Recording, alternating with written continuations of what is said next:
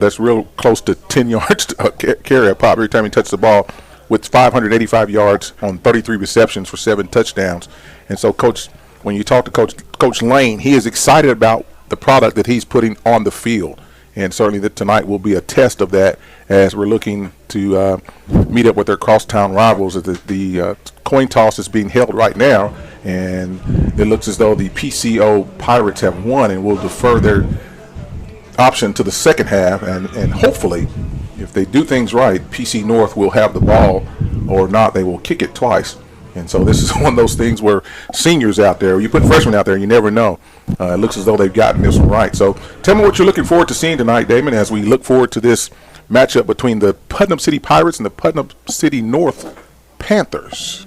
Right, when we talk about North, we talk about Mason Jones, 12 and 19, 194, throwing for 2 touchdowns. I mean, he's been very impressive so far.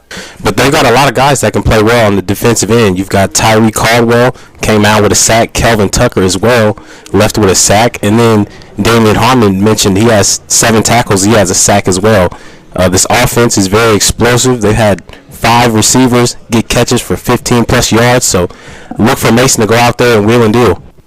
Well, there it is. So we've got the high-powered offense for North versus this high-energy shutdown defense for PC. It's going to be a battle of attrition, if you will, and to see who's going to be able to impose their will as we get started. 2 minutes and 36 seconds before the kickoff, as both teams are assembling and are looking forward to getting going out here. We'll take a quick break, come back on the other side as we're having some technical difficulties. We'll be back after we take a short break and bring you the sights and sounds for tonight's game of the week, sponsored by SSM Health,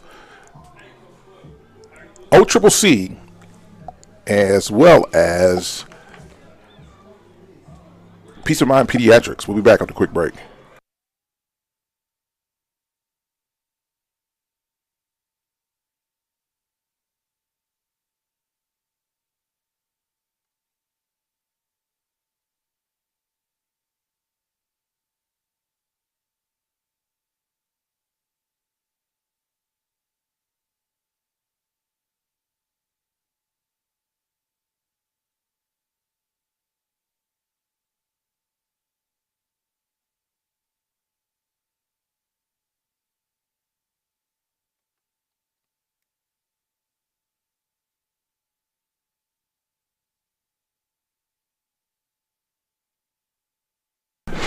And so we're back now after a little bit of technical difficulty. Damon, are you with us?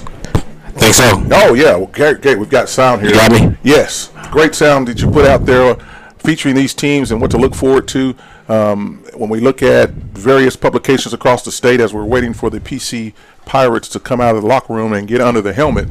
When we look at various publications, we see a plethora of names around this game, and as such, this is also the game of the week being televised, local Cox affiliate as well as others here, and so the crowd is starting to filter in and look and get into their seats as we're just about underway here. Again, still waiting for them to come out.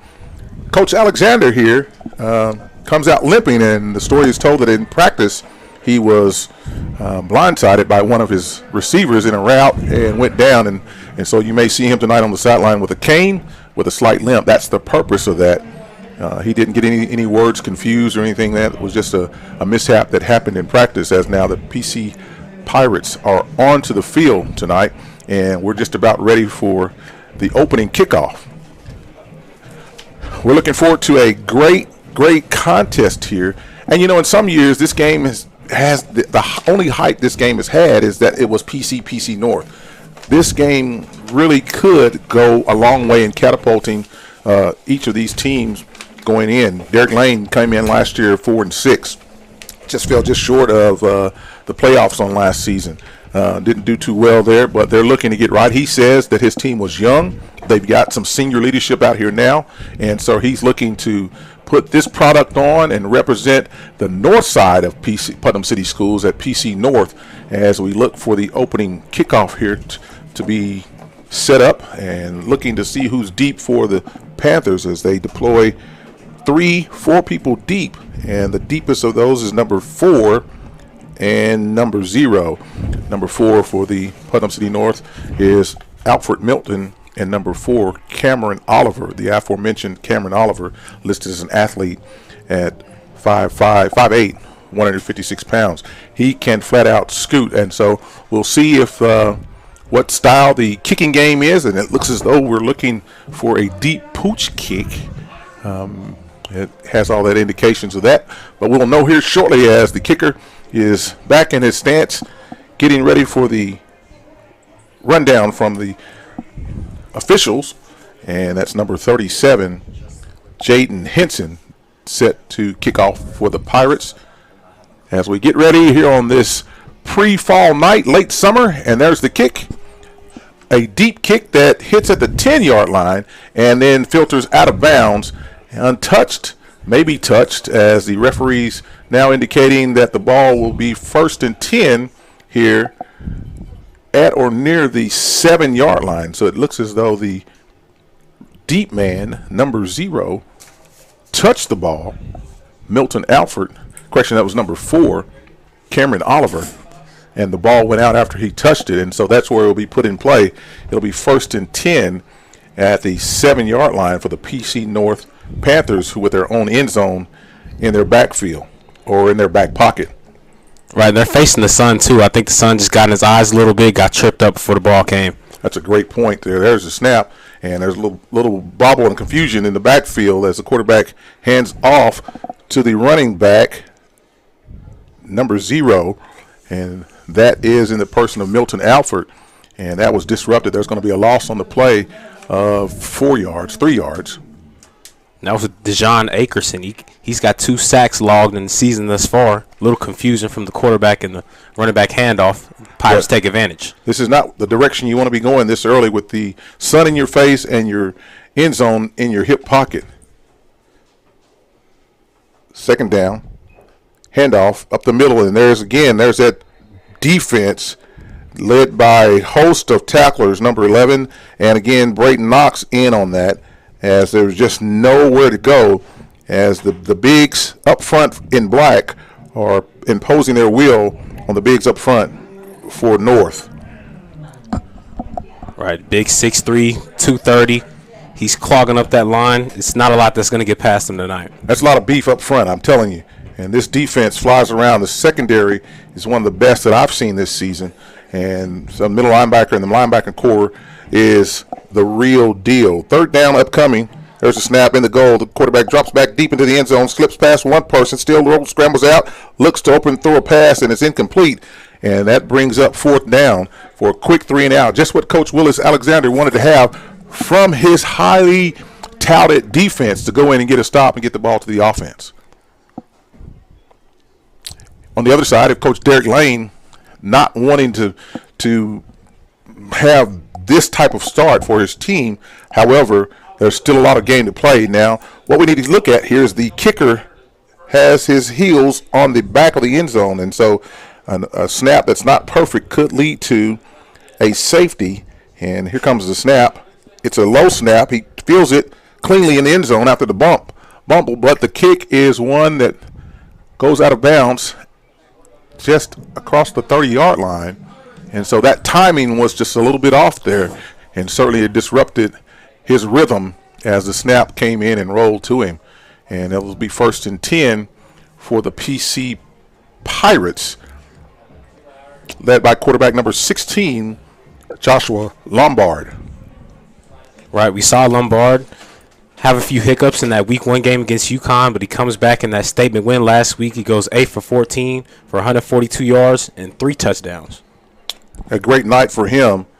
Look for them to exploit the right side of this. We saw this last week. They look to exploit the right side of the defense. Quarterback deep in the pocket, looks across at the coach. Twins to the far side, single receiver this side, man coverage this way. And they may see that and like that their chances there. Number 12, Savion James. And there's a handoff up the middle. So after all of that, a handoff up the middle, and it looks like a Pirate. Number 2, Sloan, for the 1st down, well, near the 1st down, picks up 9. Roderick Sloan, 9 yards per carry. I wouldn't put the ball in the air very much if we can able to establish a run game like that. Right, you want to establish the run to open up the pass game, but just assert your dominance as well. There's a snap. Sloan again, still up the middle. And he will pick up the first down and then some. Picking right up where he left off last week. 11 carries, 61 yards. He's got 134 rushing yards and then some on this season thus far. Inside the 20 of the 1st and 10, the 17-yard line, as the Pirates are knocking on the door. They deploy a no-huddle offense. Lombard gives the information to the down lineman, or the O-line, sends a man in motion to the near side, and their trips to this side of the field. Shotgun, hand the ball off again.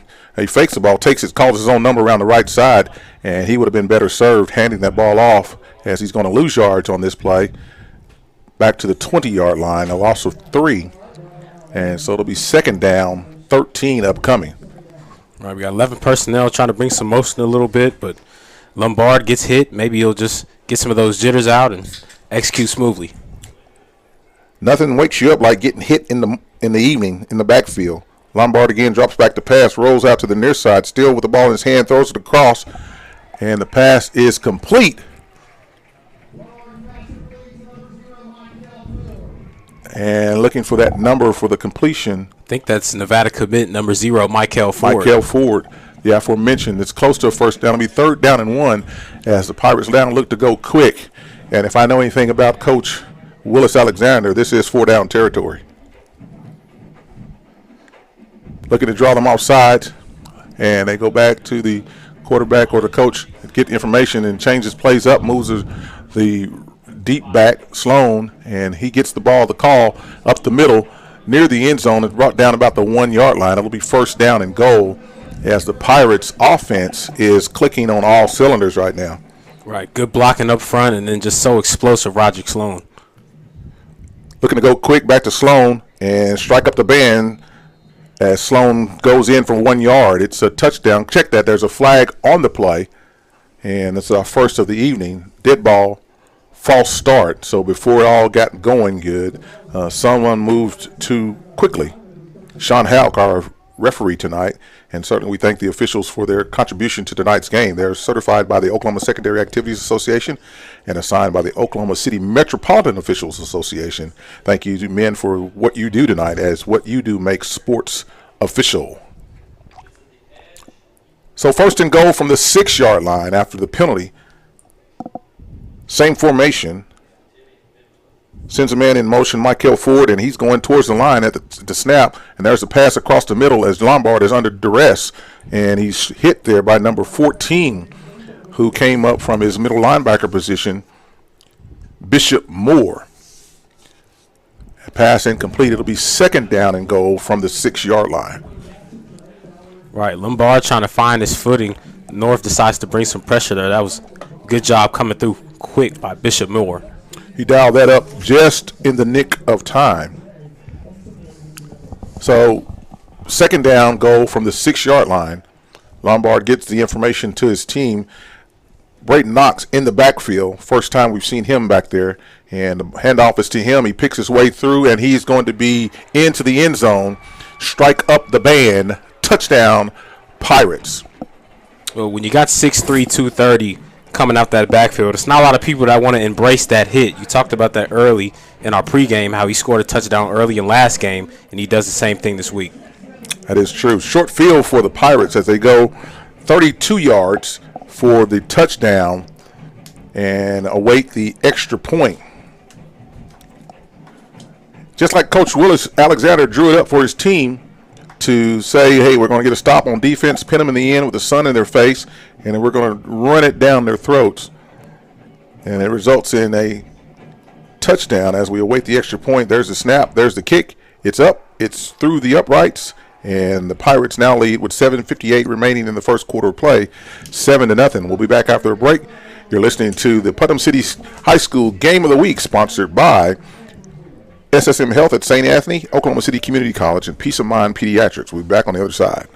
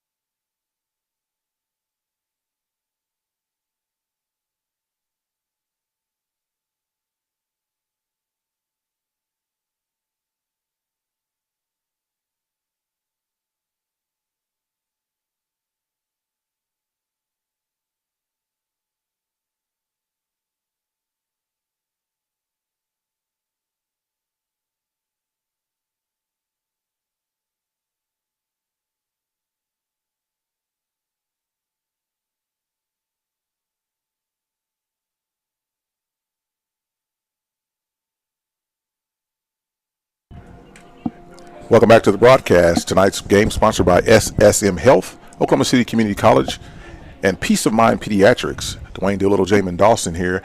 7:58 remaining in the quarter as the Pirates have put 7 points on the board and are set to kick the ball off to the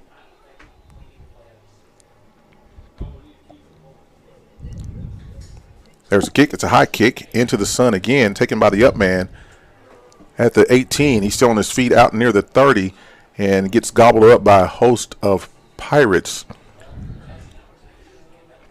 And that'll be where they'll put the ball in play out near the 28-yard line.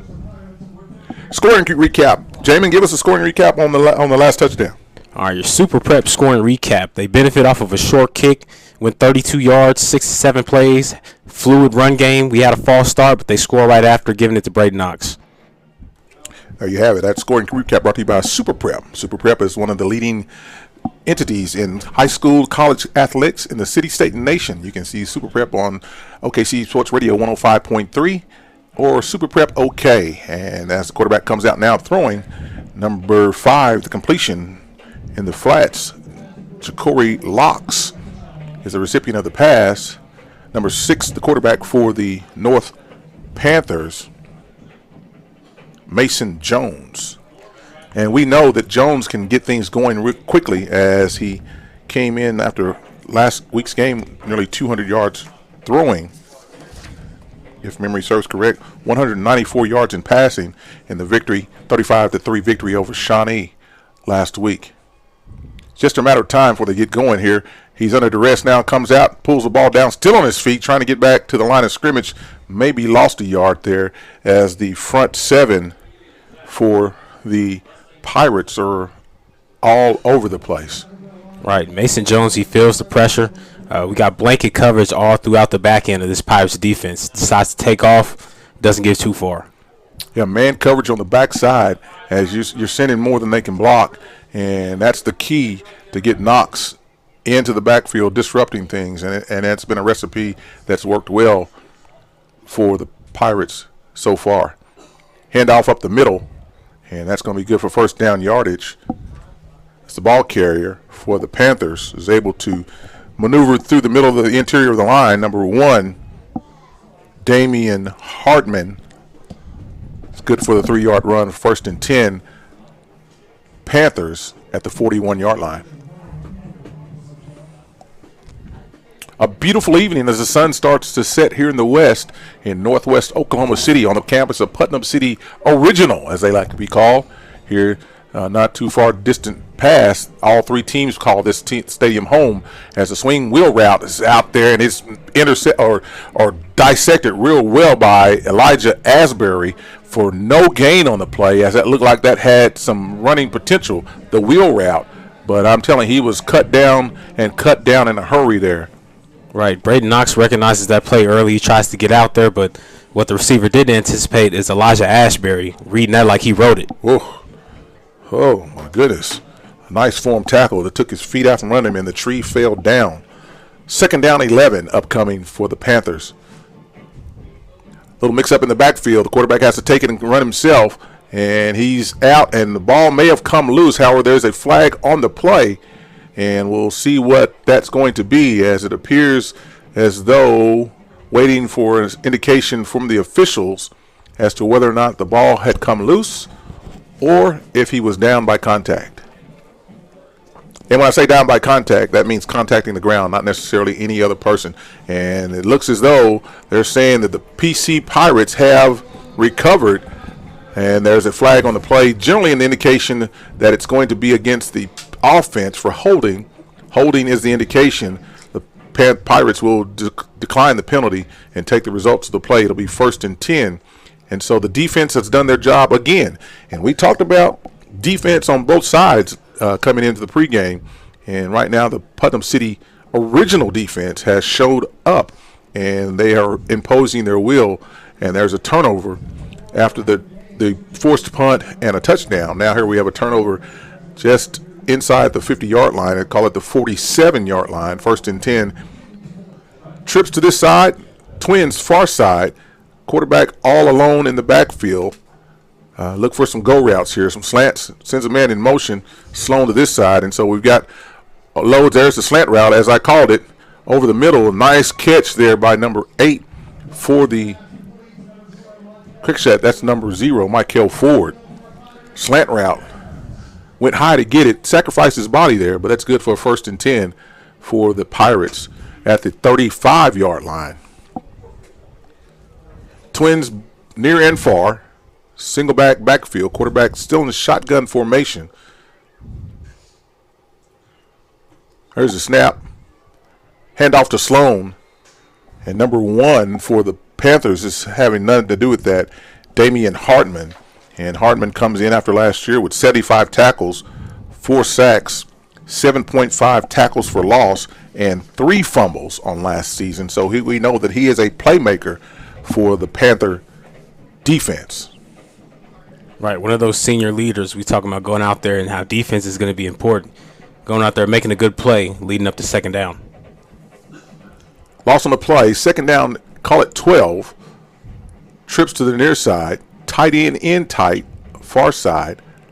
There's a snap, a pitch out to Sloan, looking to exploit the trip formation, and the defense for the Panthers is all over that, led by number 11, Mitchell Taylor. Taylor is a 5'10", 160-pound junior, plays DB and wide receiver for the Panthers. So no gain on the play. It'll be 3rd down, double sticks as we call it in the officiating community. 3rd down, 12. Right, you're running that kind of bunch formation with those receivers to the boundary side. The Panthers do a good job sniffing that one out for sure. Running to power, we used to call that back in the old days. This is a whole new football terminology and things of that.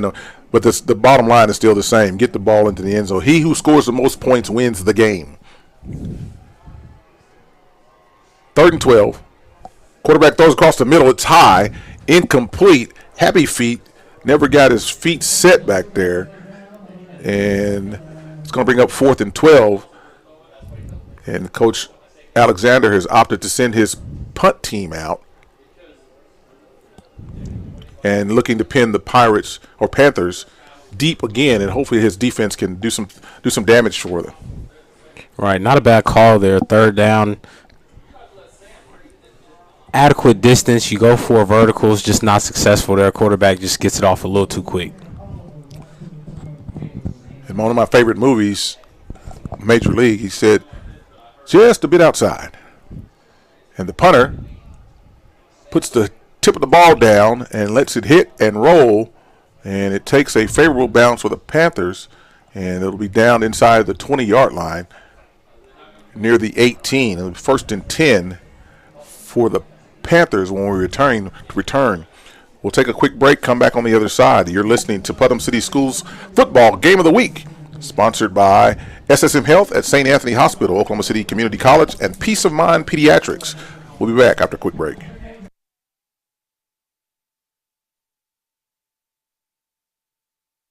Hey sports fans, get ready to step into the world of championships with Super Prep Live, hosted by Miles Perry, only on OKC Sports Radio 105.3 FM. Dive deep into the lives of high school and college athletes with exclusive interviews and insight that reveals what makes them great. Follow Super Prep across all social networks to never miss a moment. It's Super Prep Live with Miles Perry. Tune in, get inspired, and stay connected. Visit OKCSportsRadio.com.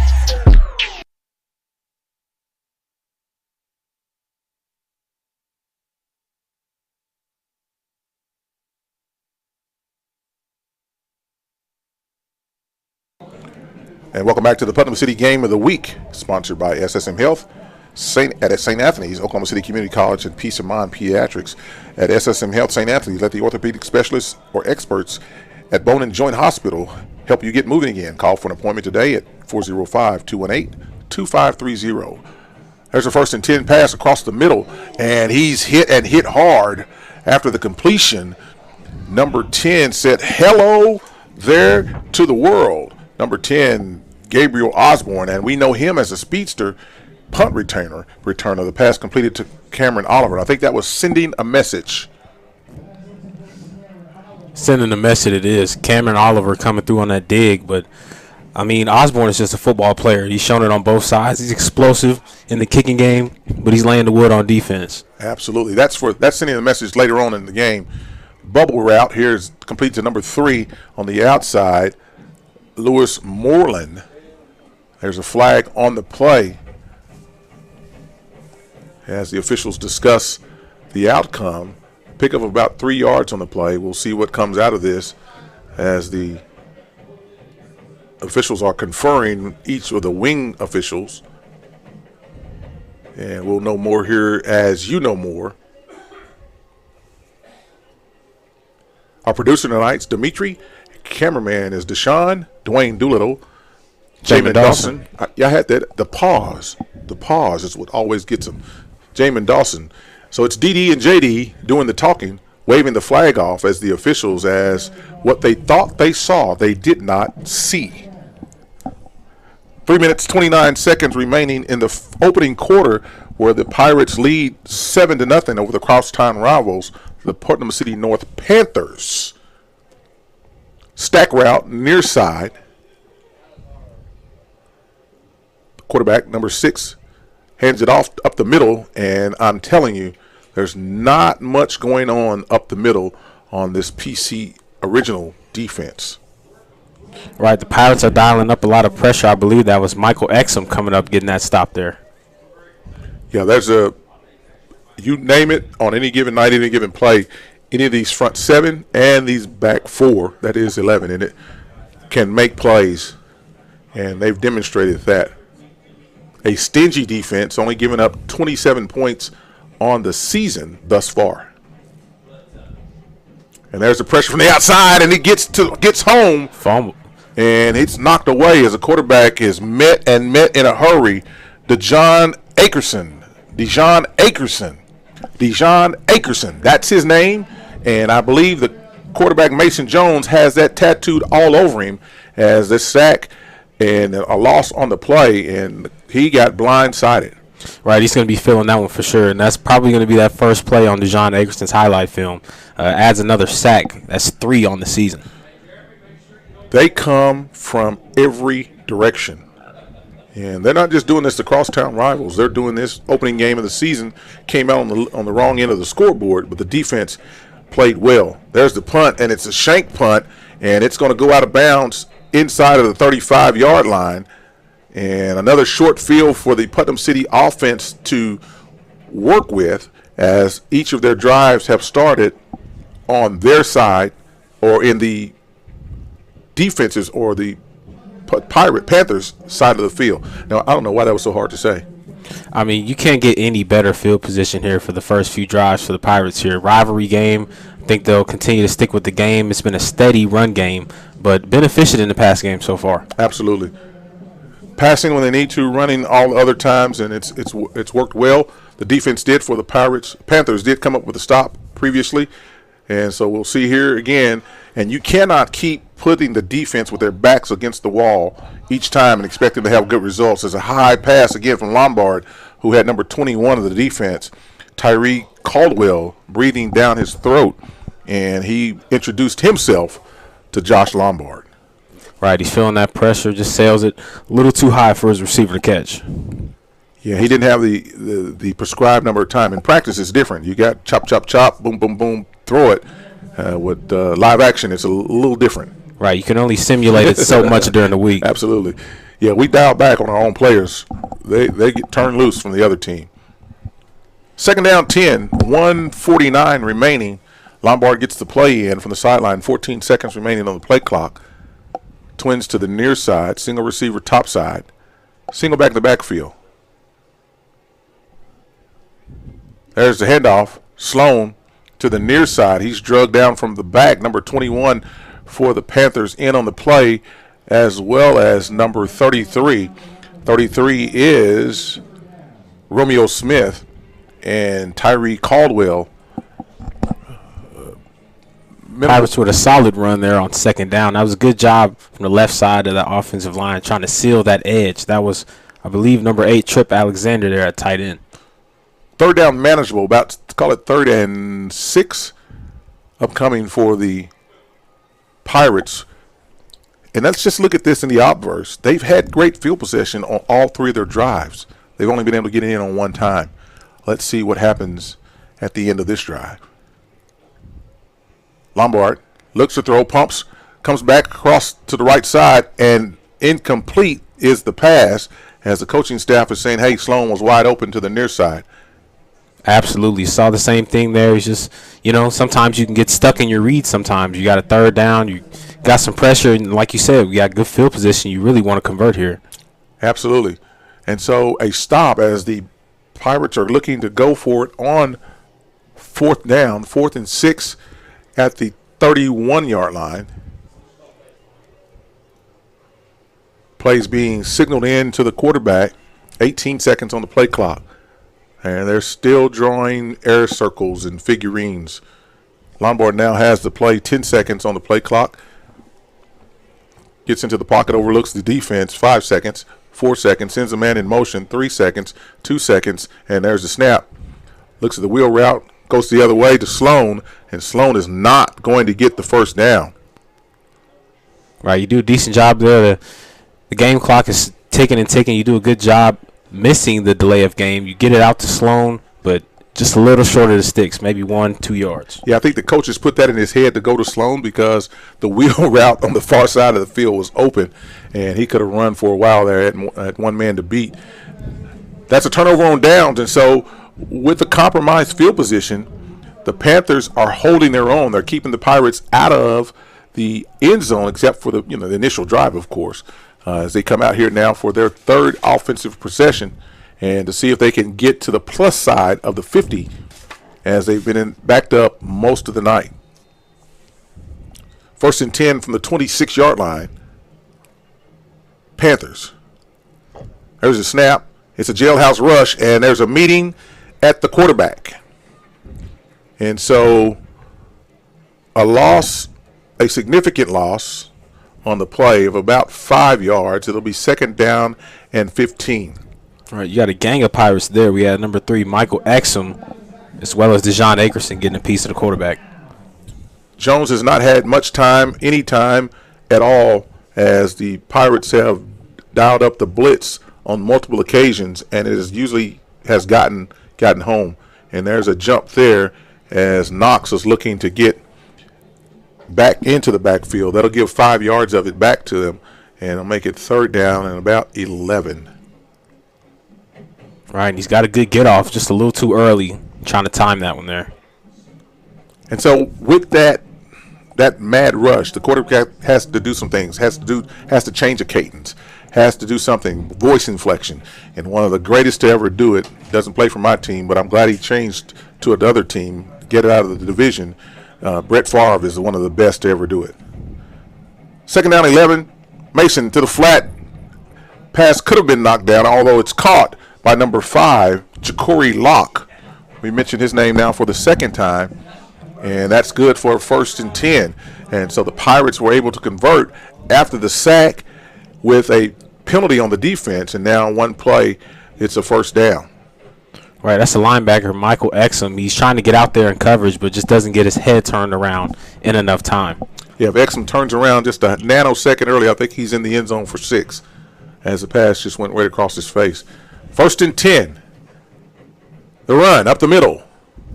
As he squeaks out, number 0, Milton Alford, is able to squeak out as the officials are looking at the clock. And that's going to be the end of the first quarter of play, where the Pirates lead the Panthers here at Putnam City Stadium 7-0. We'll be back after a quick break. You're listening to the Putnam City High School Game of the Week, sponsored by SSM Health at St. Anthony's, Oklahoma City Community College, and Peace of Mind Pediatrics. We'll be back on the other side.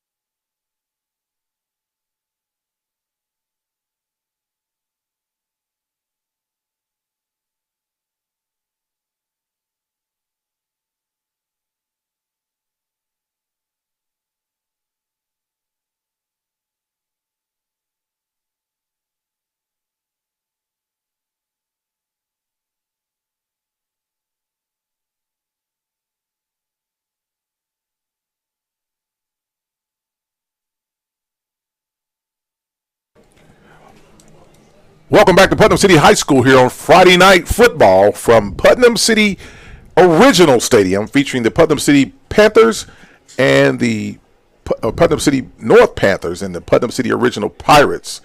Second down 5 upcoming for the Panthers as we start the second quarter of play, where the Pirates lead 7-0 over their crosstown rival.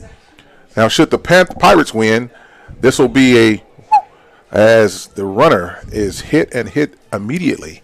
Oh, my goodness, made me lose my train of thought there. Number 17, Sheffy, comes up to the ball carrier and just tattoos him. Number 7, the ball carrier, Isaiah Southern. Pickup of about 2 yards. Make it 1 yard on the play. Third down 4. All right, they were sending pressure on the edge, but Sheffy just does a good job reading that and putting his hat on the hat. Oh, the middle is just nowhere to go. And that play is sniffed out. Looks like he slightly ran into one of his blockers. Yeah, it's defense. It's highly touted defense. We've seen them, had the pleasure of seeing them now for 3 weeks in a row as a stop on the play, and they'll bring up 4th and 5 as the Panthers offense has shown some signs of life. However, this defense, they're being overshadowed by the Putnam City Pirate defense. Right, made some good plays, but as soon as we flip the field for this second quarter, we just find no efficiency. It's one of those things. Number 13 deep to punt for the Panthers, Kyron Axel. Deep is a man who could take it all the way, and that's a directional punt, as they've been doing their film study, as no one wants to send the ball to Osborne, and the punt rolls out of bounds near the 30-yard line. And so the Panthers are able to flip the field and now have the Pirates in their own half of the field at the 28-yard line. It'll be 1st and 10 here with 10 minutes, 36 seconds remaining before halftime on this all Putnam City night. Putnam City Putnam City North here. And I was saying earlier before the mass collision that if the Pirates are successful tonight, they will be the city champions. If the North is able to win this one tonight, then the city championship will go to the 27th when they face West in a district game. The ball carrier Sloan never got on track, and this Putnam City Panther defense is looking to impose their will also, led by number 87 for the Panthers. That's Gavin Crone, a 6'4", 185-pound sophomore who came up from his linebacker position. Right, and you talked about being in this rivalry game, the defense not wanting to have their back against the wall, but sometimes that brings the best out of the group. Absolutely. Sometimes when they say iron sharpens iron. Some days I feel more like aluminum, though, as these guys are looking here to stop their classmates, and they're paying them back here. Number 22 on the defensive stop, make that number 23 on the defensive stop for the Panthers, who disrupted things. Kelvin Tucker, as Sloan went nowhere.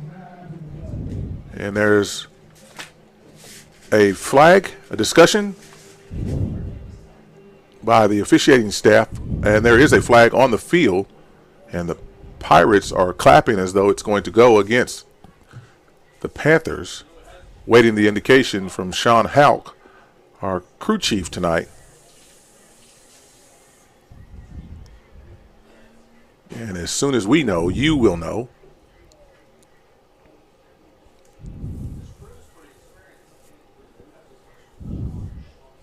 And Sean Houck now comes to this side to give us the signal. Dead ball, unsportsmanlike conduct against the Panthers. That's a 15-yard penalty. And the significance of the unsporting-like conduct, that you only get 2 of those, and then your night will be over. Right, that can be very pivotal in the game. And as we mentioned, Battle of the Expressway, it's a rivalry. There's going to be some chirping going on amongst the whole team for the entirety of the game. Yeah, and this is an experienced crew, an older crew. And so Earl Perkins is the umpire. And I know these guys well, as the Lombard bumbles the snap and is run out of bounds at around the 40-yard line. Will be a loss on the play.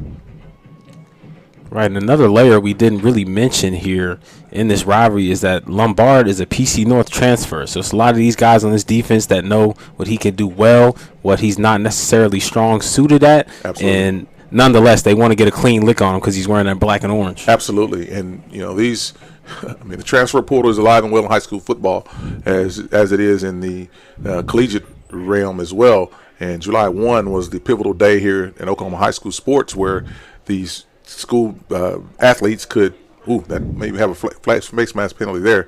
But July 1st, there was the ability for students to move wherever they wanted to on a one-time basis.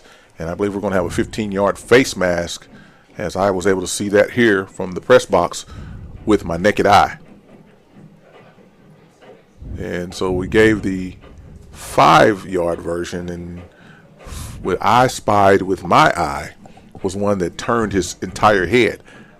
Not just a glance, but a grab and pull and let go. Right, clear as day. And I mean, the Putnam City Pirates are taking advantage of some of the sloppiness on the Panthers defense. That's 2 big penalties this far. So 20 yards in penalties. Now this will be after a stop. This will be first or second down over again after the 5-yard gain.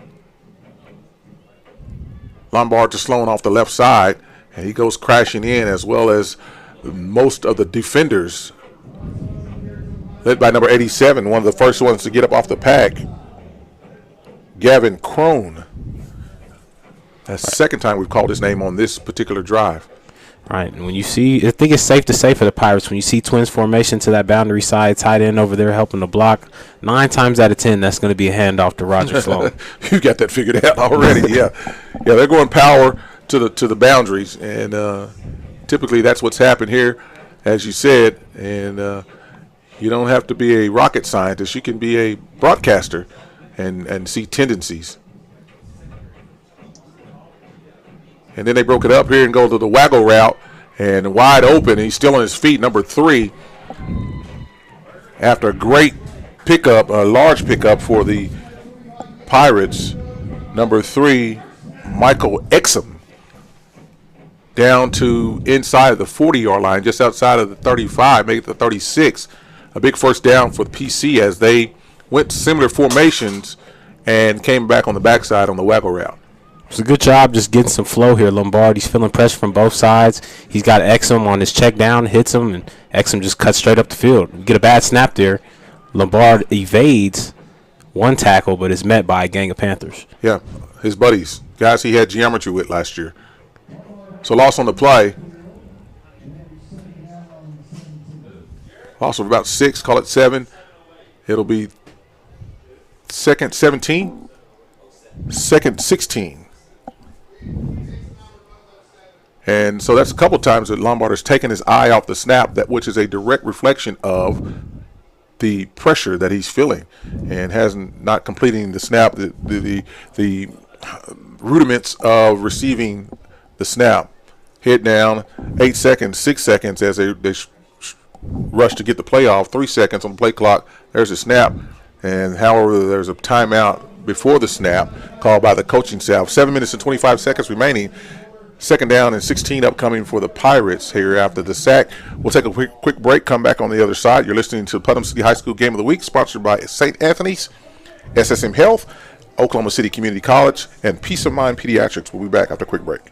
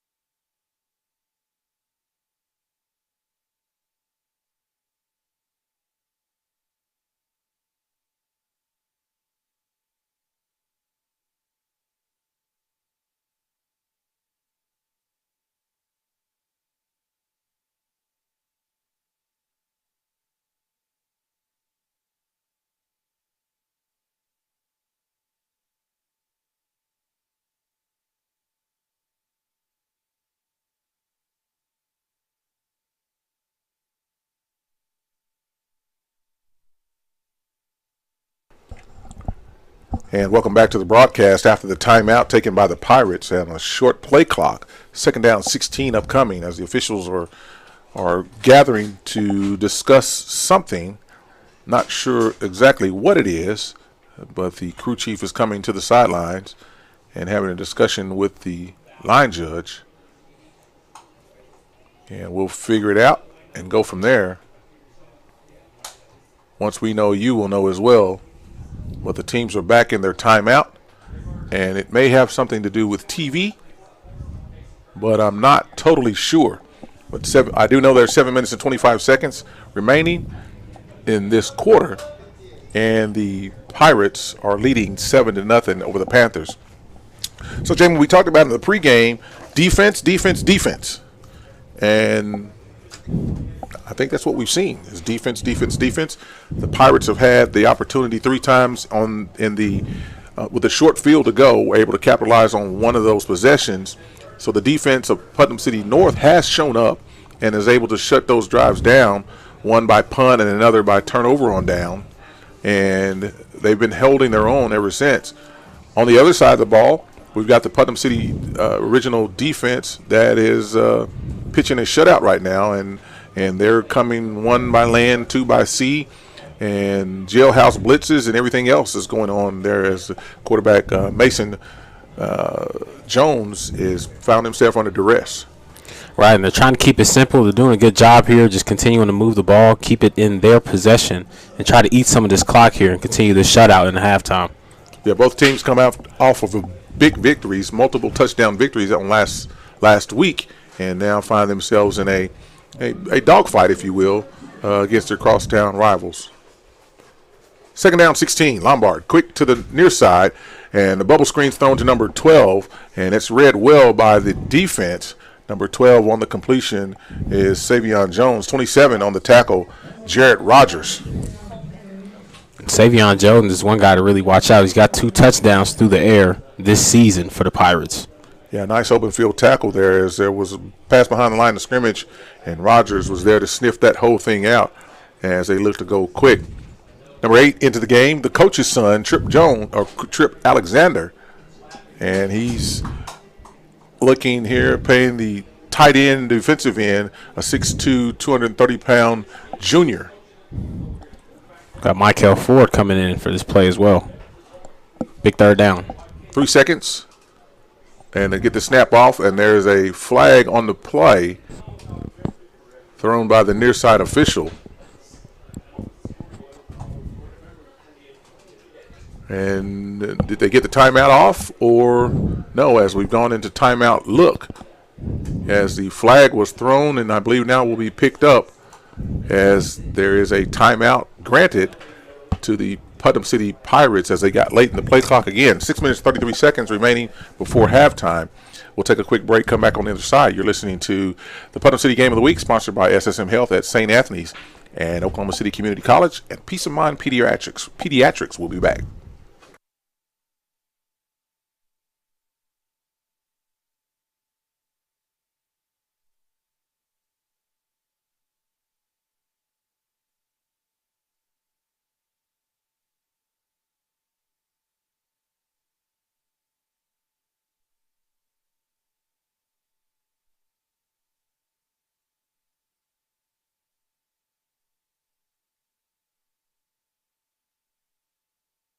Let's do it. And we're back after the timeout, the second timeout taken by the Panthers on this drive. 3rd and 12, Lombard, slant route, underthrows it, and it's incomplete. Intended for number 19, whose name is not in our program. Incomplete. 4th down, 12. And so the Panther defense again has held. All right, do a good job standing firm. I mean, took a timeout, took 2 timeouts on that drive. You're trying to exploit anything that you can. You run trips to the field side, so you're trying to get a one-on-one man beater there. Just didn't get the ball to him. Yeah, Panther defense right now standing on business. 4th down. There's the snap. The punt nearly blocked. Gets it off, and it sails and bounces and downed inside of the 5-yard line. A well-placed punt, well executed by the special teams of the Pirates, and that's going to put the Panthers' backs again against the end zone. As this the way the game started. This will be 1st and 10 from the 3-yard line, their own 3-yard line. So Mason Jones doesn't have a lot of room, escape room. And remember that the blitz package has done well for the Pirates. Right, but it doesn't happen if the special teams unit doesn't take care of business. Caden Hatfield, the senior there, with the heads-up play, getting downfield and getting that ball before bouncing the end zone. Quick handoff, and there's no room to run, no room in the end, but he does get out to the 1-yard line, loses a yard or two on the play. So a loss of 2. It's going to be 2nd down, 12 from the 1-yard line. And they bring in Trip Alexander here, so just look for that pressure coming in many different directions here to secure their safety.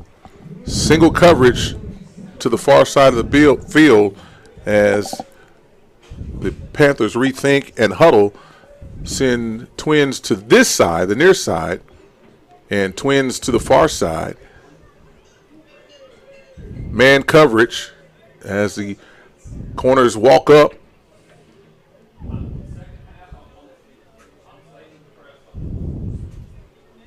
Three seconds on the play clock. And there's a timeout taken by the Panthers. 5 minutes and 23 seconds with their backs up against the goal. We'll take a quick timeout, come back on the other side, and remind you that you're watching the Putnam City High School Game of the Week, sponsored by SSM Health at St. Anthony's and Oklahoma City Community College, Peace of Mind Pediatrics. We'll be back on the other side.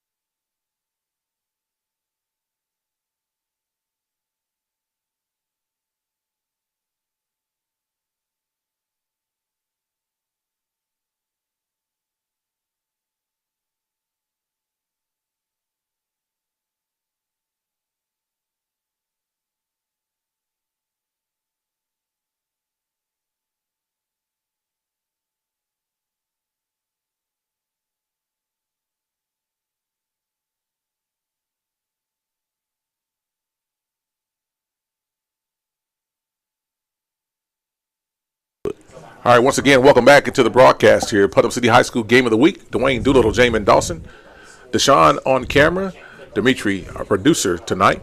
Thank you, gentlemen, for sacrificing your Friday night to bring you the sights of sounds of what it is, Putnam City football.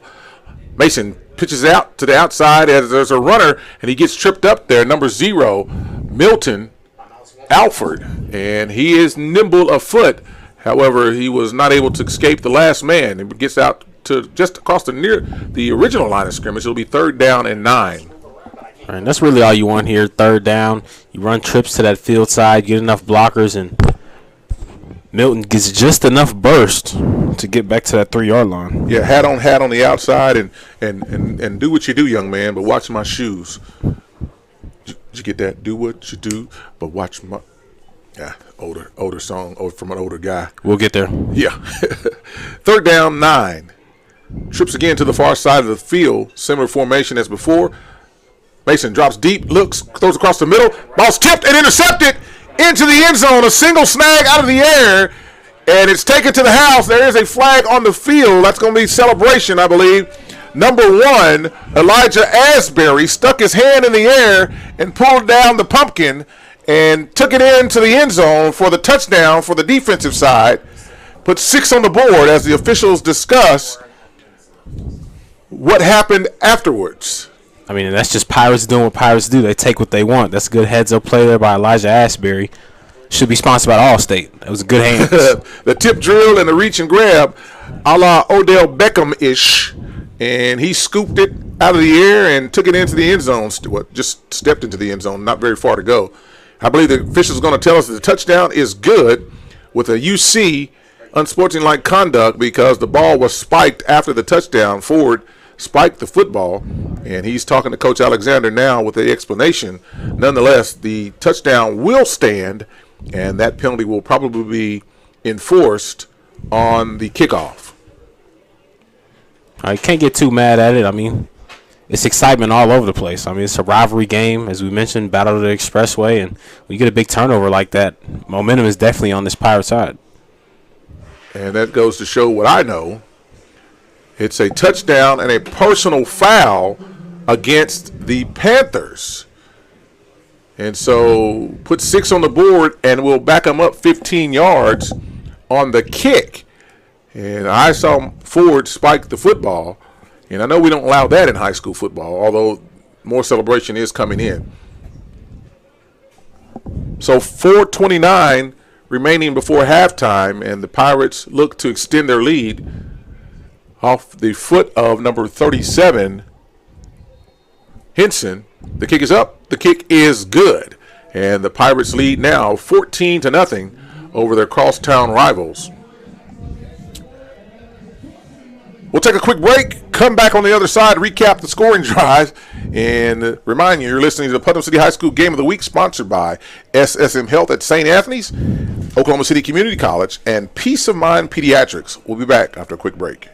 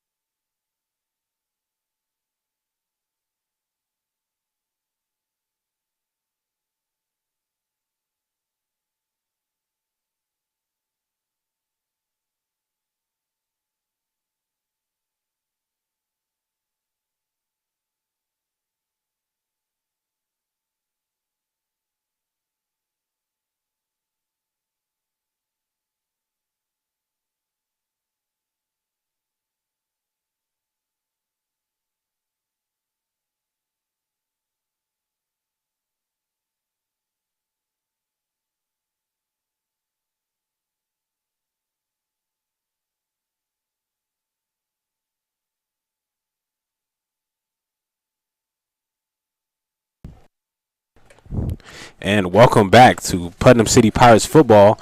We got the kickoff. Number 13 catches it for the Pirates, Kyron Axwell. He gets out to about the 29-yard line. And the Pirates defense comes back on the field. I'm going to give a shout out to our sponsors, SSM Health, Oklahoma City Community College, and Peace of Mind Pediatrics. Scoring drive there came off of a punt. One possession for the for the Panthers. 3 plays, was a big third down, and we get a one-handed interception from Elijah Ashbury. Runs right into the end zone.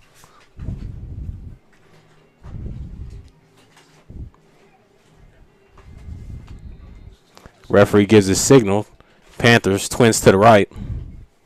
Pressure coming from the right.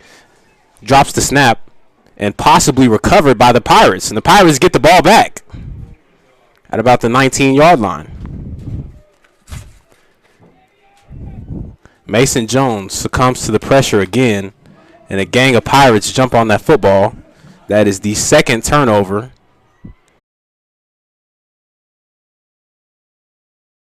Quarter. Had quite a long drive here earlier in the second quarter, but couldn't get in the end zone. And they look to punch this one in as they're at the 20. Single receiver to the left. And we hand it off to the backup running back, Marcio Woody. Wouldn't get too far on that run. It looks like we lose a few yards, second down.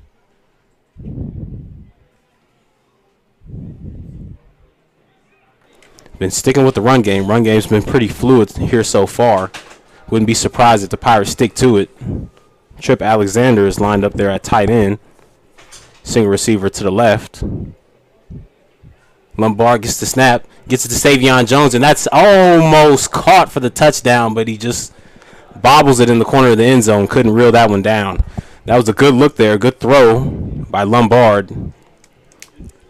Savion Jones just couldn't believe he was that wide open. Yeah, Savion had run past the would-be defenders and had his hand up and was unable to bring the ball in. And what I've noticed in my absence is that Jamin Dawson does a pretty darn good job of bringing you the sights and sounds. I'll make sure I don't have to leave again because I'm not taking anything out of my paycheck. Oh, I would do that. Same play, into the end zone, this time overthrown by Lombard, who went back to the well. And was that fourth down? Or is this fourth down coming?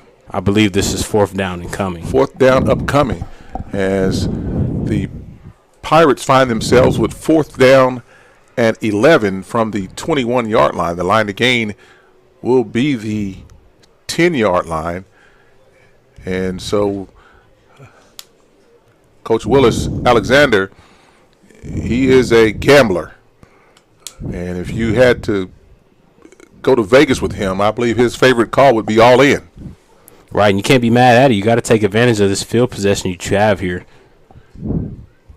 But not so much that. You've got to capitalize on these opportunities because you're giving momentum. And now Lombard is blindsided as two men come from the outside. Number 87, aforementioned Gavin Crone, and he put a licking on Lombard, and that pass falls to the ground. And so the Panthers again hold for the third time deep in their own territory.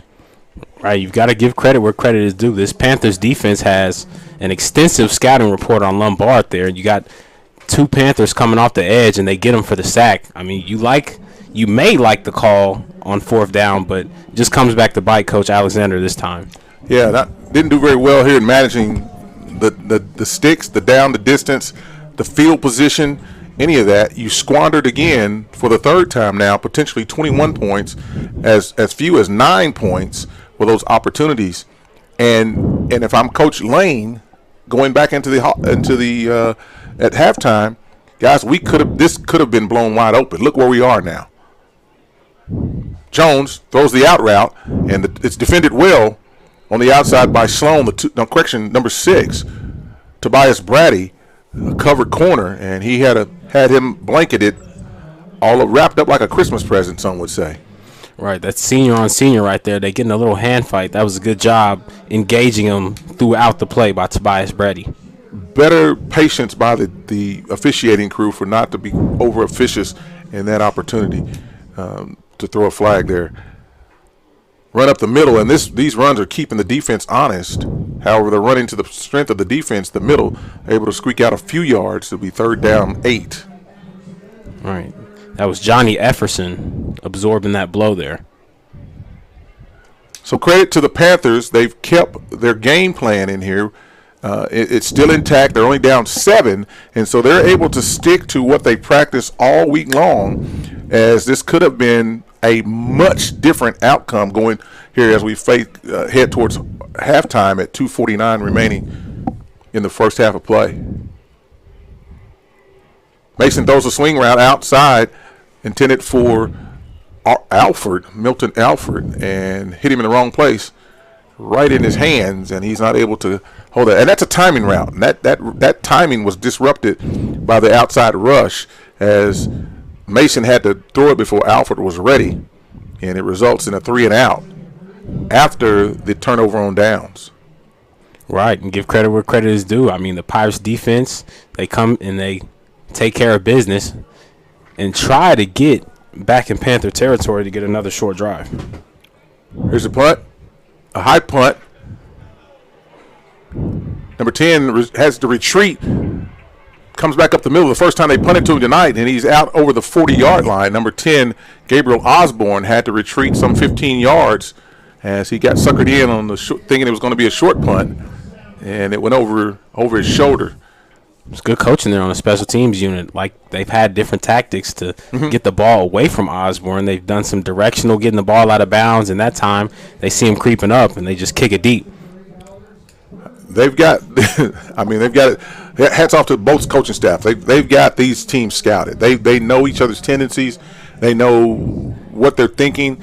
Most of the time, Derek Lane and Willis Alexanders are friends, and so they're no strangers to each other. And they know what their tendencies are. Twins left and right, single back in the backfield. Quarterback calls for looks to go well, he scrambles out of the pocket, throws deep. He's got a man there, overthrows him. The intended receiver, Sloan, maybe Alford, as it's hard to see the numbers. Quarterback scrambled out of pressure, away from pressure, and rolled out to his left side and had a man out there, just couldn't make the connection. And it'll be, after all of that, it'll be second down. All right, and that was a good call there with the formation from the defense. They're running a 3-4, so they send those two outside linebackers to start on those edges and drop them back patiently in the coverage. Number 9, the intended receiver, Vicinio Boyd, the junior, 5'10", 160 junior, wideout. Just could not make the connection from Lombard. Stacked to the near side, Twins to the far side, sends the aforementioned Boyd in motion, looks for the jet sweep, cuts it up, brings it back, and gets tripped just across at the 45-yard line.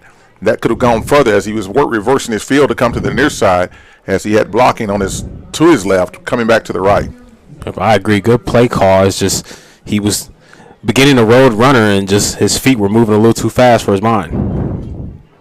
That happens after 60, after 50 years of age. You're not there yet.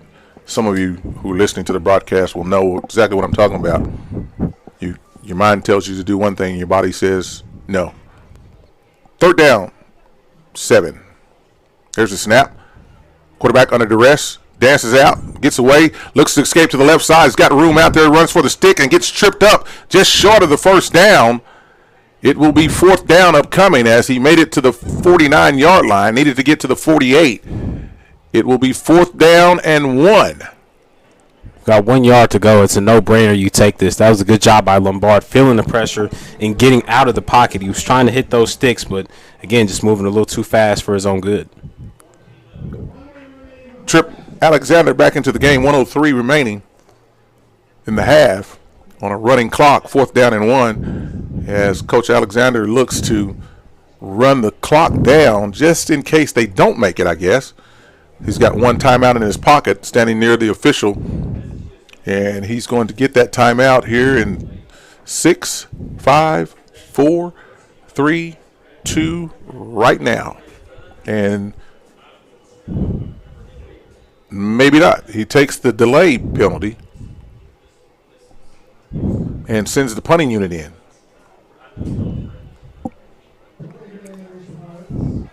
And so a strategy to run down the clock. And if I'm Coach Lane, I decline the penalty. Don't argue that at all. Decline the penalty. If you think you're going to punt it out, if you're trying to get that 5 yards to have better field position on the punt, I'm going to decline the penalty. Nonetheless, they mark off 5. It's fourth down and 7, 6, a long 7, short 7, long 6, with 36 seconds as the Pirates have 2 timeouts remaining before the half as we await the punt from the Pirates. Number 37 again back to punt, Jaden Henson.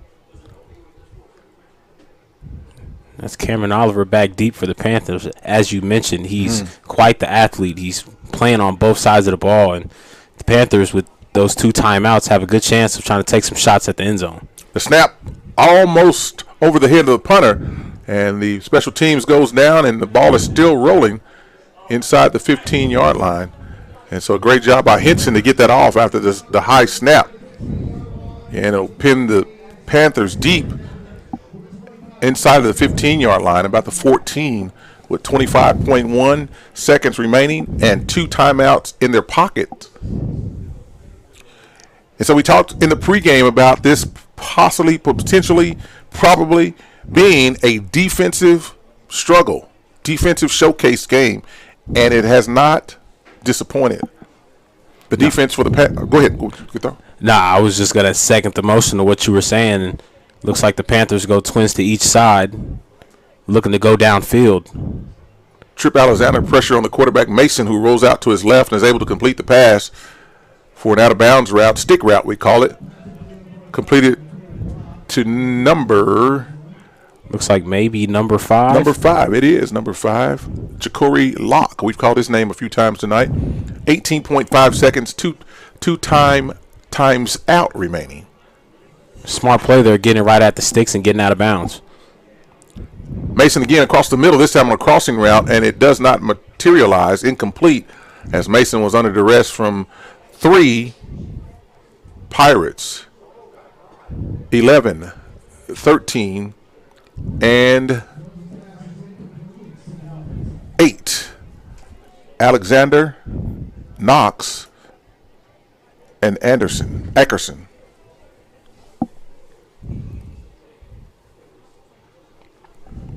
14 seconds remaining before halftime, as both bands are scheduled to perform at halftime. Another PC band, as Mason winds up, throws a deep crossing route again, intended for number 5, and it goes off of his hands, just off of his hands. Ja'Cory Locke, 8.9 seconds remaining, third down. All right, and things are looking somewhat bright downfield for the Panthers. The receivers are getting enough separation there, and quarterback has adequate amount of time in the pocket, but not enough to just set his feet and really drill that throw where he wants it to go. He's got some time, but not all the time he needs, and he's finding himself having to move the pocket. I would like to see them do some design pocket rolling for him as the handoff goes up the middle. This time on a almost botched snap to number 0, Milton Alford breaks it for a few yards. However, that's going to do it for the first half of the play, where the Pirates lead their crosstown rivals, the Putnam City North Panthers, by the score of 14-0. We'll take a break here at halftime, come back on the other side, bring you some more information and update you on what's going on here, and we'll talk more about it after the halftime break.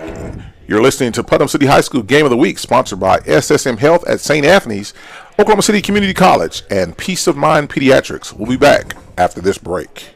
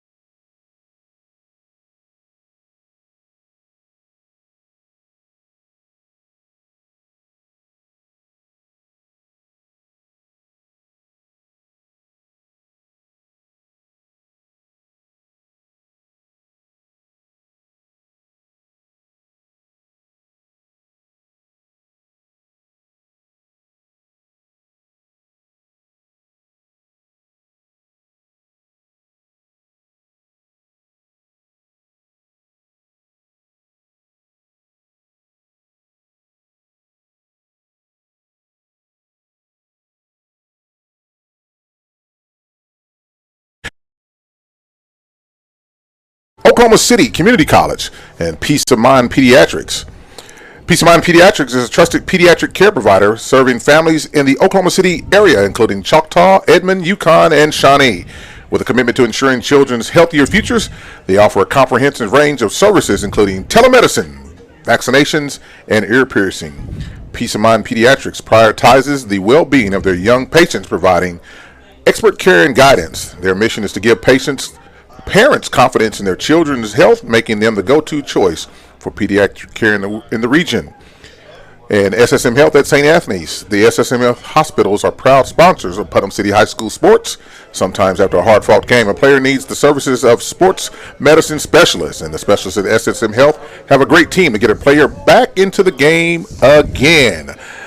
Thank you to those sponsors. Also sponsored by Super Prep, and it is the premier sports outlet featuring the very best in high school and college student athletes in the city, state, and nation. Super Prep can be found on OKC Sports Radio 105.3 and social media at Super Prep OK.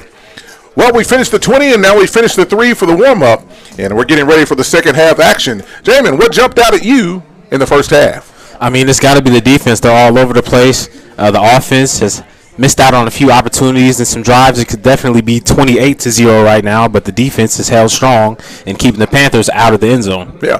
So we talked about it in the pregame, and for those of you who are along with us, and we certainly thank you for joining us on the night stream of this Putnam City game featuring these two teams, cross-town rivals, that this would come down to a defensive struggle, and it has not disappointed. The quarterbacks have yet to been able to get off and get into a rhythm. Quarterback Mason from the Panthers has found himself scrambling, running, and getting up tonight as this Pirate defense has wreaked shop with him, if you will. But on the other side, the Panther defense is holding their own. Their former teammate, Lombard, who is now a Putnam City Pirate, they put him on his backside, on his big number a couple of times, and this offense for Putnam City has stumbled. They've had great field position for 4 possessions, but only able to put up 1 offensive touchdown and the other coming on a great defensive play. And so the Pirates are saying to themselves, hey, we should be up further. But on the other side of the field, the Panthers are saying, hey, we shouldn't even be in this game. We've been blown out. Let's go out here, make the second half adjustment. Let's get back to the game. We get the ball first. Let's drive it down their throats and find out what happens from there. But I digress, because the Panthers are kicking the ball off to the Pirates. The Pirates deferred to the second half, the 3-and-out, boom, and earlier, and held them there and were able to score on that first possession. And so here we are on a Friday night, Oklahoma City, Friday the 13th, which means nothing. It's just another Friday. For those of you who are superstitious or anything like that, I am not. I'm a Capricorn, whatever that means. I am not superstitious. And so, at that coming, I just got a paper cut. Got to be careful. Got to be careful. And there's the kick. It's a deep kick, and it's taken inside the 5-yard line, at the 5-yard line, as the speedster comes back up the middle. Number 5 still on his feet out to the 40, to the 50. One man to beat. Gets a nice block at the 40 to 30. Still on his feet. Drug down from behind at the 20, inside the 10, inside the 15, near the 10-yard line. Nearly took that thing to the house, and just like that, Jiminy Christmas. John Brooks, the legendary announcer for the Oklahoma Sooners for decades, is in the building, and that's my tribute to him, to say that one time going into, as the Pirates find themselves first and 10 at the 11-yard line on a nice run back. Right, that was a good job by Brady the senior. I mean, he takes off and he goes from 0 to 60 quick. He goes untouched until he gets over here to the Panther side of the field. Nice spin move towards the sideline, and they got him in the red zone. You said 0 to 60. He went from the 5 to the 10. The other 10.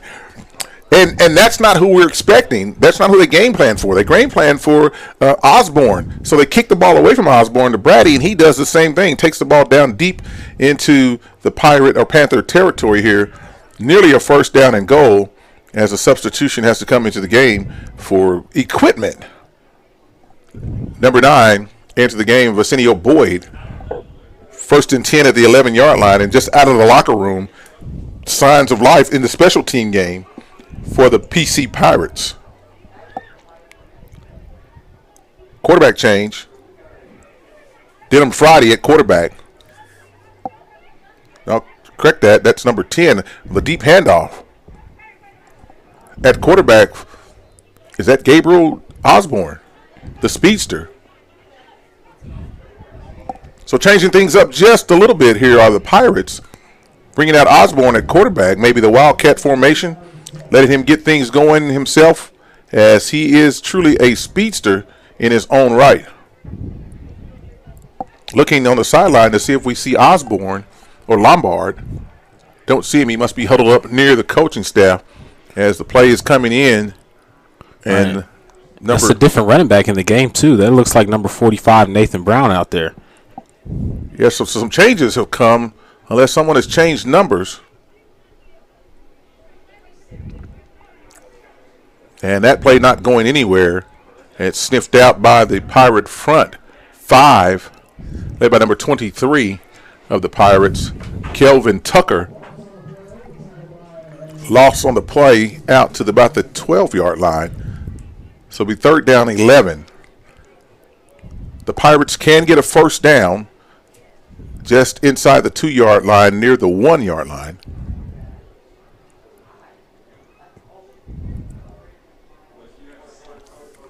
Third and 11, 17 on the play clock.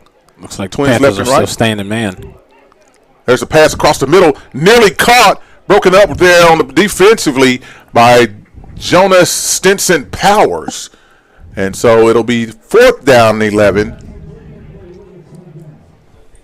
for the Pirates.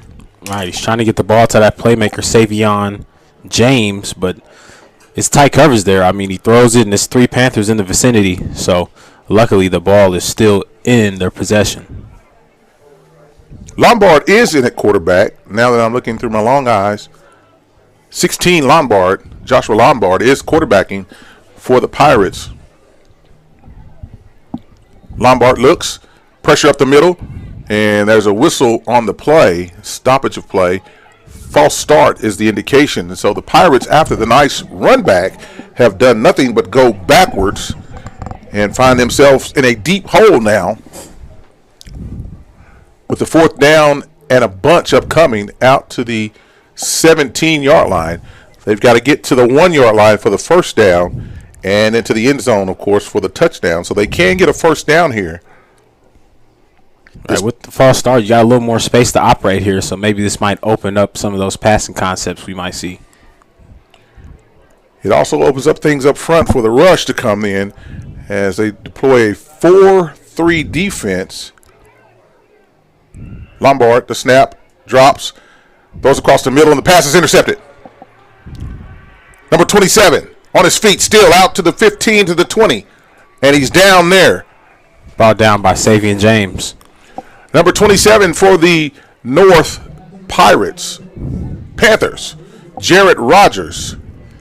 And so for the 4th time, the Panther defense has thwarted a scoring opportunity for the Pirates. Right, but this time they forced a turnover. That was a good job by number 27, Jarrett Rogers, sitting in his zone, reading the quarterback, and securing the interception. He's getting a few yards there on the return. And some would say it's like a punt, but do you punt from the 11? I mean, they've got a pretty good kicker here. I've seen them operate, and so the worst you can do is miss it, and they'll get the ball at the 20. But it's still an opportunity to score. And this defense for the Panthers is doing nothing but gaining confidence each time they stop the offense deep in the red zone. I mean, right, it's keeping the Panthers in the game, as you talked about. You don't want to put their backs against the wall, but they continue to keep the energy high on that Panther sideline and keep giving the offense chances to get back in this 2-score game. Yeah, mind you, the score is 14-0 here.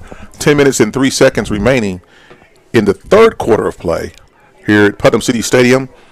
Putnam City Game of the Week featuring the Putnam City North Panthers and the Putnam City Original Pirates. Dwayne Doolittle, Jamin Dawson here on the call tonight. Thank you for joining in with us as Mason's pass goes across the middle, and it is intercepted. And what a play there by the Pirates defense. They continue to send that pressure. I saw him blitz 3. Quarterback Mason Jones is feeling the pressure. He floats it in the middle of the field. Pass intercepted by Michael Ford out near the 36-yard line. And so Now the Panther defense has done their job, and one play later, they're back on the field. And Very short break. fatigue sets in on the back nine. That's a golf analogy. Right, I'm not well versed in that golfing game, but I will get there soon. Hey, yeah, I'm telling you, fatigue sets in on the back nine. Just ask any old guy you see out there.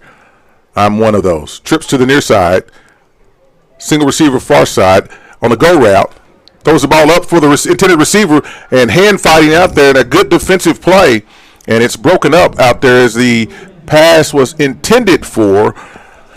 Number has, and I've got the old man problem. I got to get my binoculars here. These numbers are difficult to see as I'm still searching and Might be Demarion Ridley. Number Might be 88. 88, and in defense number 11 for the Panthers, Mitchell Taylor. 88 and 11. Ridley, a 6'1", 180-pound senior, and Taylor, a 5'10", 160-pound junior, and the junior got the best of it that time. Quick Right, out. he goes back to the same matchup, And this and time, really successful. yeah, the quick out route, stop route, if you will, and puts his foot in the ground, spins, and gets the needed yardage for first down. And again, the fatigue factor. The defense has been on the field quite a bit and have had not had much room for errors. And one long pass play, and they're putting 6 on the board here as the Pirates are driving inside of the 25, 1st and 10. Lombard looks out quick to get to the right side. The pass is overthrown. Too much heat on that pass, and finds itself nearly out to the track.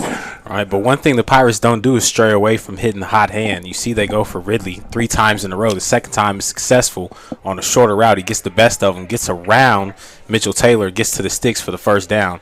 They try to hit him again on another short route, but that ball is just a little too much spice on it. Be aware for the double move. Sets up nicely. Second down, 10. 9 minutes, 42 seconds remaining in the third quarter of play here on this Friday night. Action here at Putnam City High School. Putnam City Game of the Week. 7 seconds as they're still trying to get the play in, moving personnel around. 3, 2, and motion, and they're not going to get this one off. Delay of game. It's going to be a second delay of game for the Pirates here this evening. And so you weigh that with, do I take a timeout here this early, or do I save it, or can we overcome that 5-yard penalty? Right, and I think it's something they can overcome here on second down, make it second and long, but you want to keep those timeouts with this, again, being a 2-score game and anticipate it being this close late in the fourth quarter. So after the 5-yard mark-off, it'll be third down. Let's call it 15. The ball's on the 27-yard line. Twins near and far, single back, sends the wide man from the far side to the near side, throws the little bubble screen there, got blockers ahead of him, and then there are Panthers ahead of him as well, and it appears there's going to be a penalty flag thrown on this play as the near side official dropped his hanky on the ground. And we may have offensive pass interference. Not much was happening out there as there were no defenders that I saw doing anything they should not have been doing. Right, but when you send that jet sweep kind of through and you send them in motion, the receivers are down blocking, and that just creates more opportunity for a penalty to arise. So different than other levels of football, as long as the pass is thrown behind the line of scrimmage, you cannot have OPI. And so there's continued discussion with head coach Derek Lane and with our referee Sean Houck, and they're going to see what we're going to do with the penalty. Is he going to decline the penalty and take the results of the play where there's minimal gain, or back him up and do it all over again? And we're waiting the holding against the Pirates. That penalty is declined. So that made me look like I knew what I was talking about by saying there couldn't be no OPI. But you definitely could have holding as you reach out and grab what you can get what you get and you don't throw a fit. Trips to the far side, twins to the near side, empty backfield. Josh Lombard drops, he's under duress already, moves out to his right side, throws the ball across his body to the middle, and it is incomplete. And that'll bring up 4th down. I mean, you talk about this Panthers defense. That's Tyree Caldwell right there. He already has a sack on the season. He gets off that line clean as a whistle, and he's in Lombard's face creating havoc. Clean as a whistle. 4th down again. And so here we are for the 5th time, deep in their own territory, with their backs against the opponent's end zone, their own end zone, touchdown end zone. Can they hold? Trips to the far side. Adjust the back in the backfield to the near side. There's a free runner coming in, the slant throw across the middle. It's caught, but it's going to be short of the line to gain. And once again, there's a turnover on downs. Right, and that's the 4th time that Coach Alexander is elected to go for it on 4th down. And this is the 2nd time that they've completed a pass, but just don't get enough yards to get that 1st down conversion. So Monday morning quarterbacking or Friday night quarterbacking, if we look at this, now the defense has held now 5 times out of the 6 times. And if we put 5 more touchdowns up, that's a whole lot to nothing.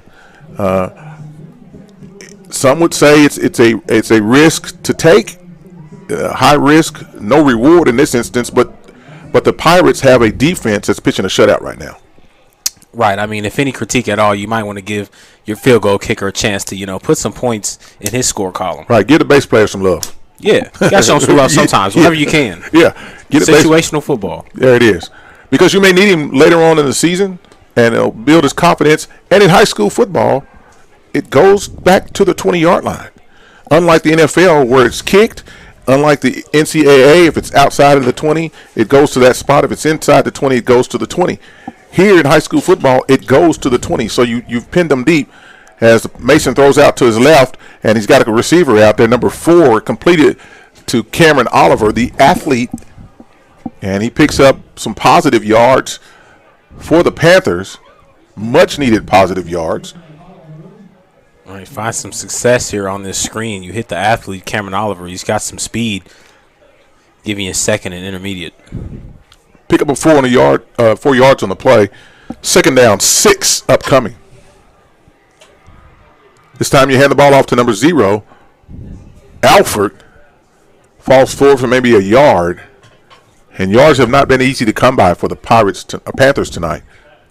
Not at all. Like you mentioned, this front 7, specifically this defensive line, is hungry. They have so much size, and they're creating so much havoc for that offensive line, not buying their quarterback, and in this instance, their running back enough time to hit the hole. Defense, defense, defense. This Pirate defense coming off a shutout on last week against PC West, where they were victorious 43-0. Panthers coming in after last week's win over Shawnee. The first time they played Shawnee, beat them 35-3.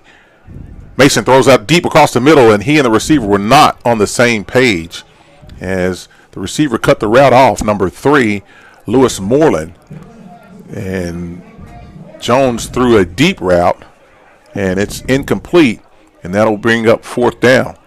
Man, it was a good job staying close.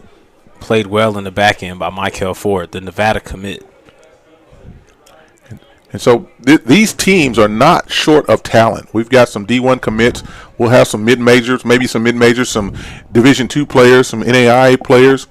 All of that rolled up into this stadium tonight, as why it is our game of the week, as well as cable game of the week is also. There's the punt, and it goes out of bounds. That situational punting again, as we talked about. Directional situational punting. And then we're looking at to mark the spot where it went out of bounds, and it looks like it's going to be inside of the 45 at about the 43-yard line.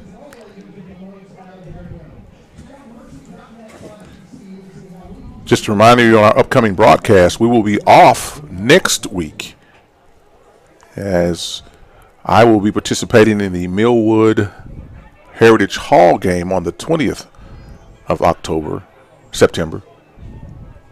And then we will be back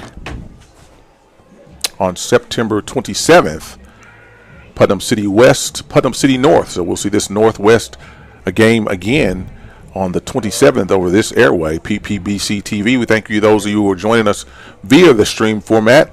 Dwayne Doolittle, Jamin Dawson, Deshaun, and Dimitri. So the 4Ds. Doing it big.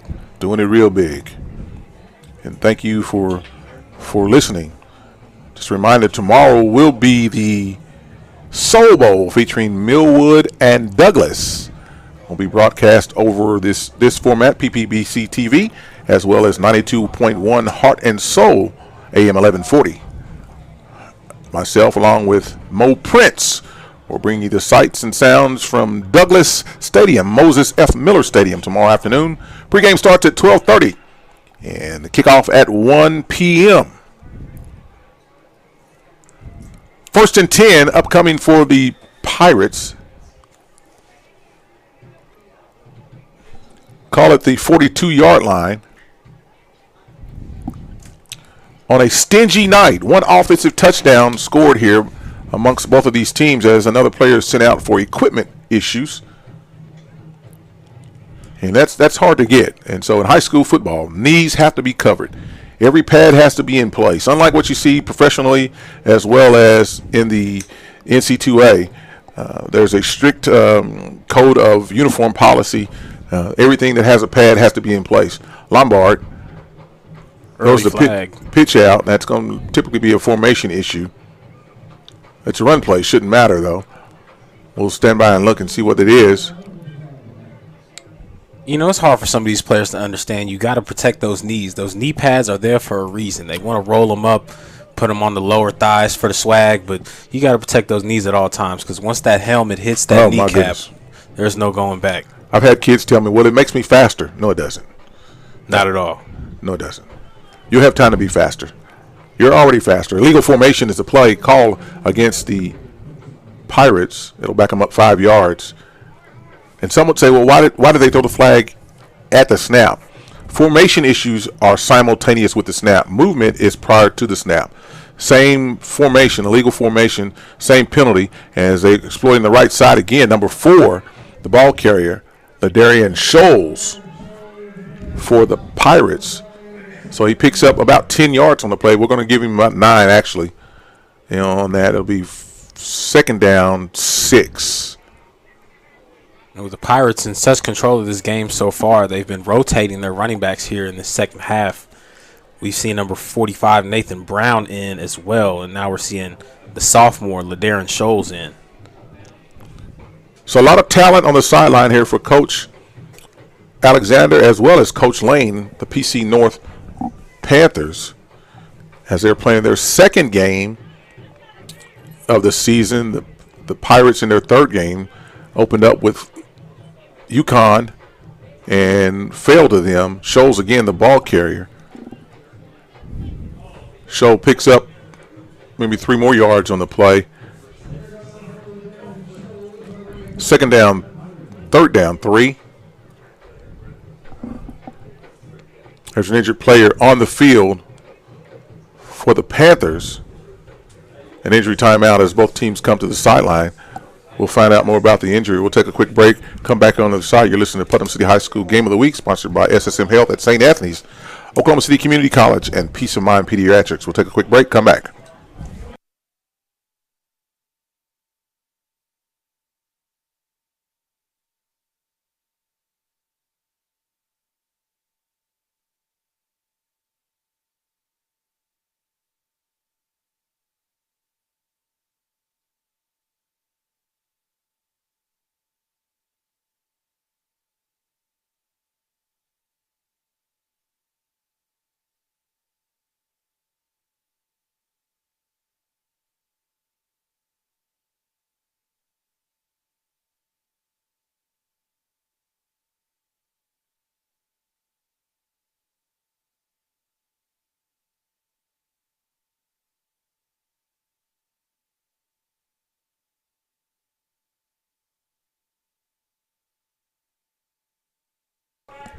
Welcome back into the Beside the Broadcast room here with Dwayne Doolittle, Jamin Dawson on the High School Game of the Week, sponsored by SSM Health, OCCC, and Peace of Mind Pediatrics. Tucker, Kelvin Tucker, the injured Panther, walked out unaided. The pitch to the outside, and there's running room over there, but not enough for the first down, as the Pirates are looking to exploit the right side again, going right side heavy. I believe Scholes is again the ball carrier.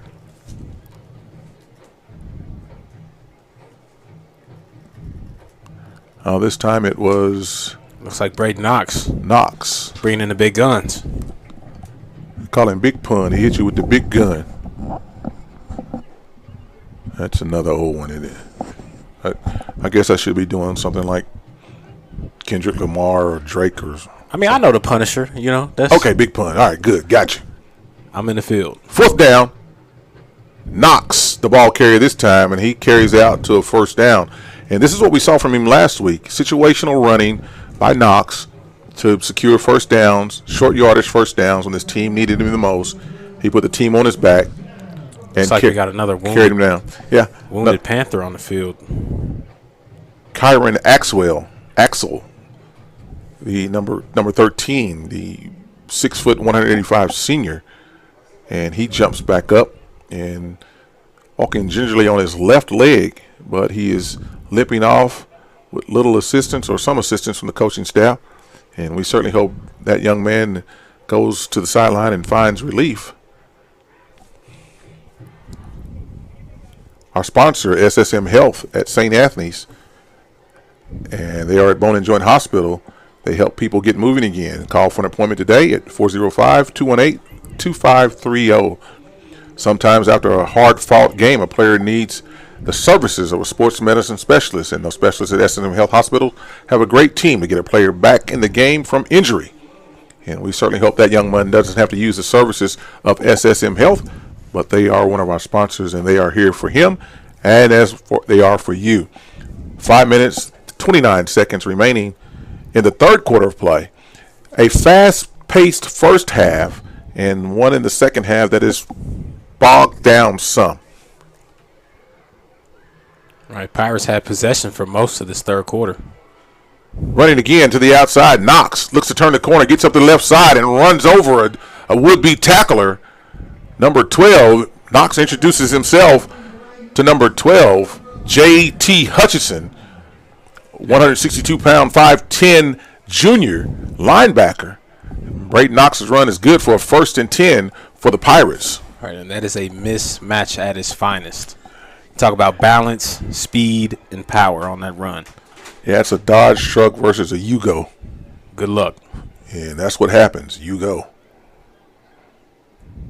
1st and 10. Little movement, and we're going to shut things down as the speedster Scholes looking to run the ball this time. There's movement as the discussion by the crew as to who it's against. Dead ball. False start on the offense. So Ty always goes against the offense, give the defense every benefit of the doubt. So they'll back them up 5. And in the grand scheme of things, that's not bad because they've been able to overcome that, especially on a running clock. This will start all over again. Right, and they've been sticking with the run this whole drive thus far, and they put Scholes in, but now they've already rotated for 45 Nathan Brown. Brown in the backfield, offset, sends the man in motion, number 3, Exum, twins to the far side, single receiver near side. It's a run play again here to the near side, and Brown bounces around. There's a flag in the backfield as Brown's still on his feet, as there are multiple flags in the backfield, and that's going to be a holding penalty. I guarantee it.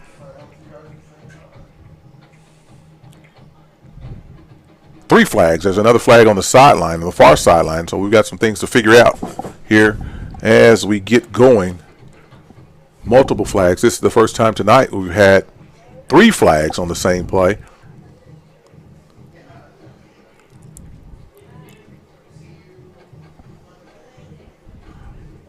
So looks like we've got a blocking below the waist as 1 penalty and possibly a formation issue thrown by the line judge or head linesman. Sean Houck to tell us what we have. And he comes to the near side, holding. That penalty is declined, blocking below the waist against the offense. BBTW. That's a 15-yard penalty. And so, to better explain that, you have a set amount of time that you can block a player below the waist. That player has to be in the free blocking zone, and the player blocking that player has to be in the free blocking zone, and the ball has to be in the zone. And in this instance, with Putnam City being in a shotgun formation, the ball leaves the zone immediately. Therefore, there cannot be any blocking below the waist. And lesson for today. And the free blocking zone is 3 yards on each side of the ball. This information brought to you by absolutely no one.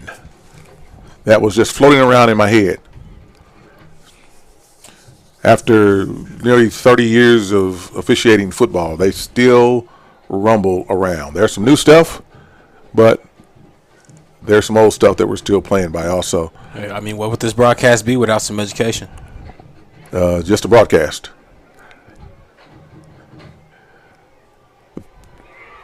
Lombard rolls to his right and completes a pass downfield. Looks like that to number 8, Trip Alexander. As we had a clock stoppage for some reason. And that'll be 3rd down. And they show tight end some love in the past game. As you mentioned, Trip Alexander's been very active on the defensive end, but he plays tight end as well. 6'2", 230s, doing a good job sealing that edge on some of these runs, and the ball finds its way. So there's a 2nd down play coming up. Boom. And that's number 45. Nathan Brown. Nathan Brown. Senior, 5'8", 165. He tried to deliver it, but he bounced backwards. And so we see a lot of these players channeling their inner Travis Hunter. And that's typically what you see in high school football. Your better athletes play both sides of the ball. And then as they move up into college, they have to declare. And sometimes you have generational talent, such as Travis Hunter, such as Deion Sanders, and you're able to play both sides of the ball, multiple sports. 3rd down, 8. Lombard rolls, throws to the outside, and number 3, the pass is complete. It's going to be short of the 1st down. A little razzle-dazzle, if you will. Michael Exum, the recipient of the pass, brings up 4th down and 1. And here we are again. Knocking on the door, and the gambler is going to go for it. Right. It's going to be interesting to see what the Pirates elect to do. They've been doing a good job the past couple plays, letting Lombard move out of the pocket. He's feeling the pressure, and he's been pinpoint accurate on these past 2 throws. Knocks the deep back. Alexander moves from one side, goes back, gets set. There's a snap. Knox met in the backfield, nowhere to go. And again, for the 6th time,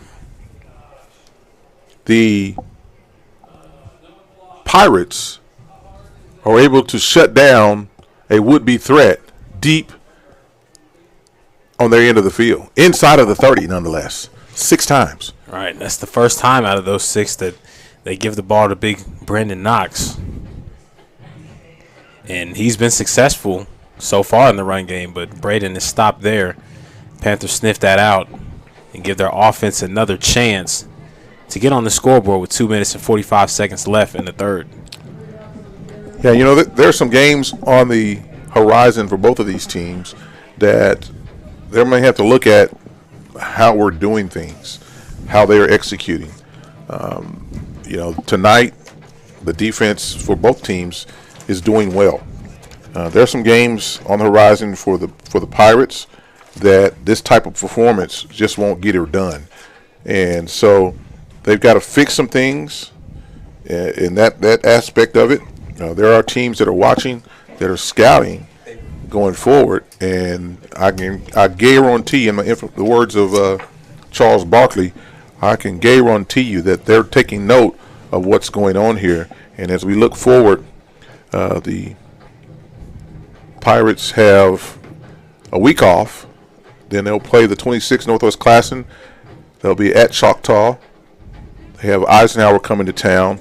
They have U.S. Grant. They're at U.S. Grant. They'll have Stillwater coming to town, at Southmore, and at Piedmont. And so there's some games, some tough games, and there are some notable games that are less concerning. Pre-snap penalty, a false start against the Panthers, and on a night when their offense has not been able to set their best foot forward, that's certainly not something you want to see, especially with this defense on the other side. Looking ahead in the schedule for the PC North Panthers, they are at Southmore next week. Following week they have PC West, and then they're at Ponca City. They have Capitol Hill, at Bartlesville, at Sapulpa, Sand Springs, and to finish out the season with Muskogee coming into town, as there's just a jailbreak, and Mason's able to get his pass out, and it's complete to number 3, Lewis Moreland. So some life on the offensive side. Moreland did pay the price as the jailbreak blitz package came through, but he was able to get a timing right out. Twins left and right, single back in the backfield, going quick. There's the handoff up the middle, Michael Ford, and he runs into a wall. Second down, and didn't get far, as it's going to be close. He didn't have far to go, and the officials are going to look at this one. All right, I don't blame the Panthers trying to keep that tempo there. That was a good job feeling the pressure. They sent 5 by Mason Jones, and the last line of defense, luckily, Elijah Ashbury comes down with the tackle. So the run's good enough for the first down as 2 minutes and 3 seconds remaining here in the third quarter of play. A lengthy third quarter, I might add. Twins left and right, single quarterback and shotgun formation. Looks again to get it out, and he's under duress immediately. And so he's got runners and gunners going. But there was a blitz package again that came up and was able to get to Jones. Right, it was a pack of Pirates there on that tackle, but led by no other than Braden Knox. Loss of 7 on the play. A pack of Pirates. Would that be like a pirate ship, maybe? Pirate ship is definitely better, I like a pack. I mean, that's how they get around. They run in packs. Second down and a lot. Mason across the middle, ball tipped and dropped. Intended for number 4, Oliver. And Oliver had room to run had he been able to corral that, as the outside receivers had run their men off. A quick crossing route, trying to get it to the speedster. That's a good job by John Sheffy reading that at that linebacker position, stepping up as he crosses face. Just discipline on the linebacker package here. Sit, read, and react. And they were able to take advantage of that, him staying at home, and able to knock that pass down. Here's a snap. A quick out route. Boom. He puts his foot into the ground. He's still on his feet. Out near the 50-yard line. He goes down, and there's the aforementioned speedster, Milton Alford. There is a flag on the play, and I believe we're going to add 15 yards to the end of the run for the face mask, as we saw his entire body get snatched around.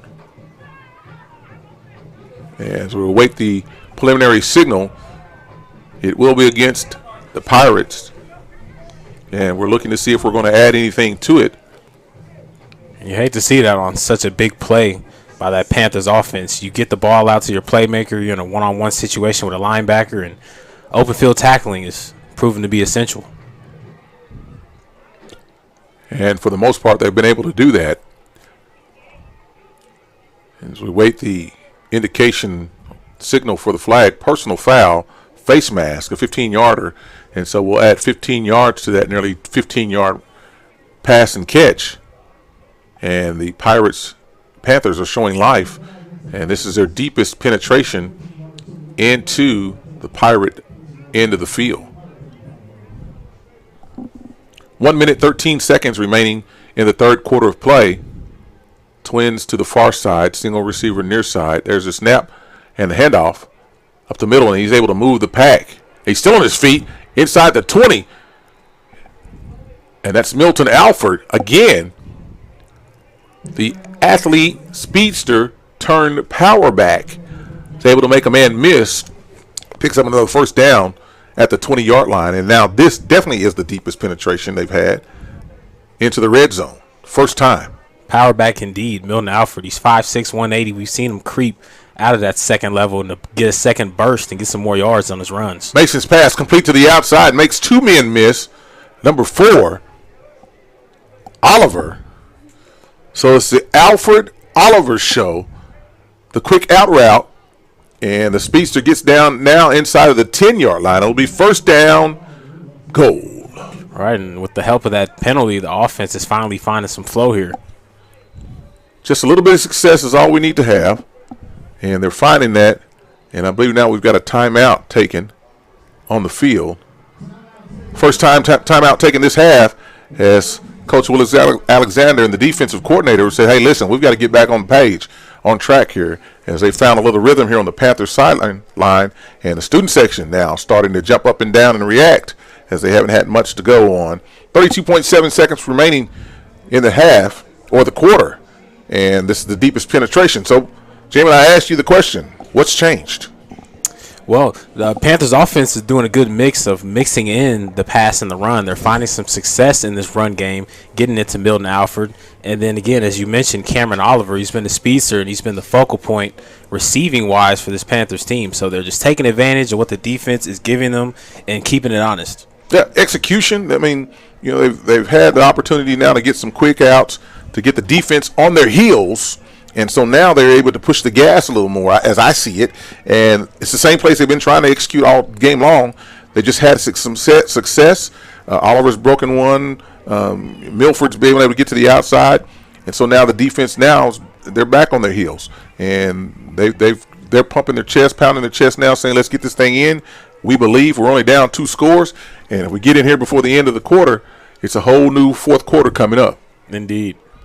Out of the timeout, Mason takes the snap, hands it off to the inside, and again to the speedster. That's going to be number 0, Alford, as they sent their version of the Tyreek Hill in motion on the jet and handed the ball up the middle. Second and goal from inside the 5, the 4.5-yard line, as the Panthers are looking to get something going. But I believe they're going to opt to wait until the fourth quarter. And I like that action because it's going to be closer to us and we'll be able to put our eyes on it a little better. And that's the end of the fourth quarter play here on this Friday night version of Putnam City's football, featuring the Putnam City Pirates and the Putnam City North Panthers.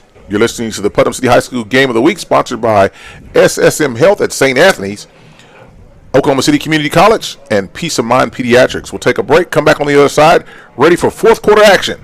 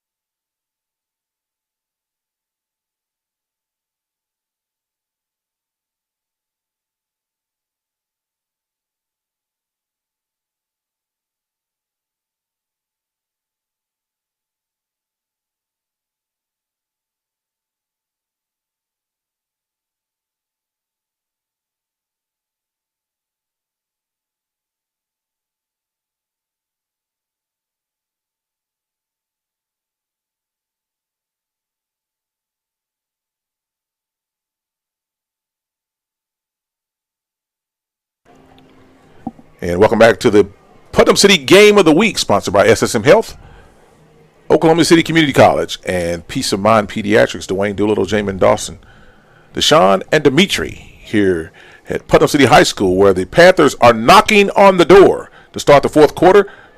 That's going to be a Wildcat formation. Number 4, into the end zone, Wildcat style. Cameron Oliver, the athlete. And just like that, it is a one-score game. 14-6 with 11:54 remaining in regulation. I mean, what a good call there by the Panthers. You do a direct snap to Cameron Oliver, your playmaker, athlete, all over the place. You have plenty of blockers over there on that field side. Makes it easy. He goes in untouched. Yeah, you get to the far side of the field, the wide side of the field, and I like his chances of outrunning you. And he was absolutely able to do that. For the extra point, number 43 for the Panthers, Colin Patton. The kick is down, the kick is up, and the kick is good. And just like that, it is a one-score ball game. Colin Patton, a 6 foot, 175-pound senior, and he makes an impression via the foot and brings his team to within 7 with 11:54 remaining. We'll take a quick timeout, come back on the other side. You're listening to the High School Game of the Week, Putnam City style.